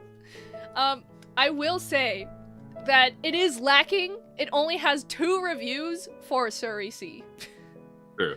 To be fair, those are probably the only 2 bathrooms I have been in this campus. Really? Yes. Interesting. I can say with confidence I have been in only two bathrooms on Surrey campus. I've been to maybe 4 or 5. And again, S tier remains the one that is by Studio SIAT. Down the hall from Studio SIAT is peak. It might only be the women's washrooms for that one, but that's the one that has a couch in it, right? Yeah, that's the one with a couch in it. Yes, see, there's no couch in the men's, unfortunately. Now we need a toilet tier review. Okay, chat, if you actually want to see the toilet tier list, we may actually make it happen. I think we ended up not doing it because we didn't have time to do what I call the Surrey toilet tour. Which is basically, you have to go around the entire campus and taking pictures of each toilet. Which I don't know how to do that without being creepy. Props to this account for pulling it off. Yeah, somehow doing it while also being the only person in each of these bathrooms at this exact given moment. Just be there at like late at night, I guess, when no one's around. I guess. Yeah. Alright, well, it's been 3 hours, and it's the middle of the week, so who knows? Maybe we'll run it back on tier list with, I'm thinking of some of the other tier list ideas we had, which were absolutely unhinged. Yeah. Madame Stream Technician pitched a professor tier list, which was... I feel we would lose everything so fast. Yeah. But, who knows? Anyways, thanks for coming, everybody. Hope you guys had fun. I know we had a lot of discourse, but it seems like most people were kind of in agreement, generally. Yep. And, tune in on Saturday, I think, for your next stream. Yes, yeah, I am streaming on Saturday. I am continuing Blueprints. I have not stopped thinking about this game since. It's a very good game. Please come watch me play it. Yeah, and I might be streaming on Sunday, Yakuza Continued. We shall see. But yes, glad to hear you guys had fun. Thanks for coming by. Thanks for staying all the way to the end. It's been 3 hours. Yes, thank all of you so much. This is great. But you know what? Hopefully this is helpful for future IAT students. Hopefully, yes. Maybe some future new grad will find this and be like, interesting. I will do this. Someone's like, you see, now anytime someone asks you what is this course like, just show them a clip from this stream. That's all you need to do. Yeah, just timestamp the clip. Bam. Easy peasy. Alrighty, we're gonna wrap the stream up there. Tell your editors to make a 10 to 20 minute version. Shh. It's in the works. Where one day we'll do we are planning on doing like edited down versions of our streams, at least the ones that are interesting, like maybe game playthroughs or something. I'm scripting one right now. Boggers. Okay, all right. Hopefully useful for the IAT profs. Holy crap! Can you imagine if there was an IAT prof watching this stream? I would be so scared. I would be scared too. Oh God. Do you think they would know if do you think they would know if we were talking about that? Probably. There's a few people that we've talked about in vague terms that I think they'll know who they are if they watch this. Yep. But I wonder about the other ones. Okay. We have to stop. We can't shoot ourselves in the foot anymore. We have to end. Yep. Okay. We've already loaded the barrel so much. Like, it's only a matter before someone hits the trigger. All right. Bye, guys. Have a good night. Any final last See words, everyone. Faye? Oh, your arms. What has happened? No. What is happening? You're good. Anyway. Your elbows. Okay. All right. Bye-bye. See ya.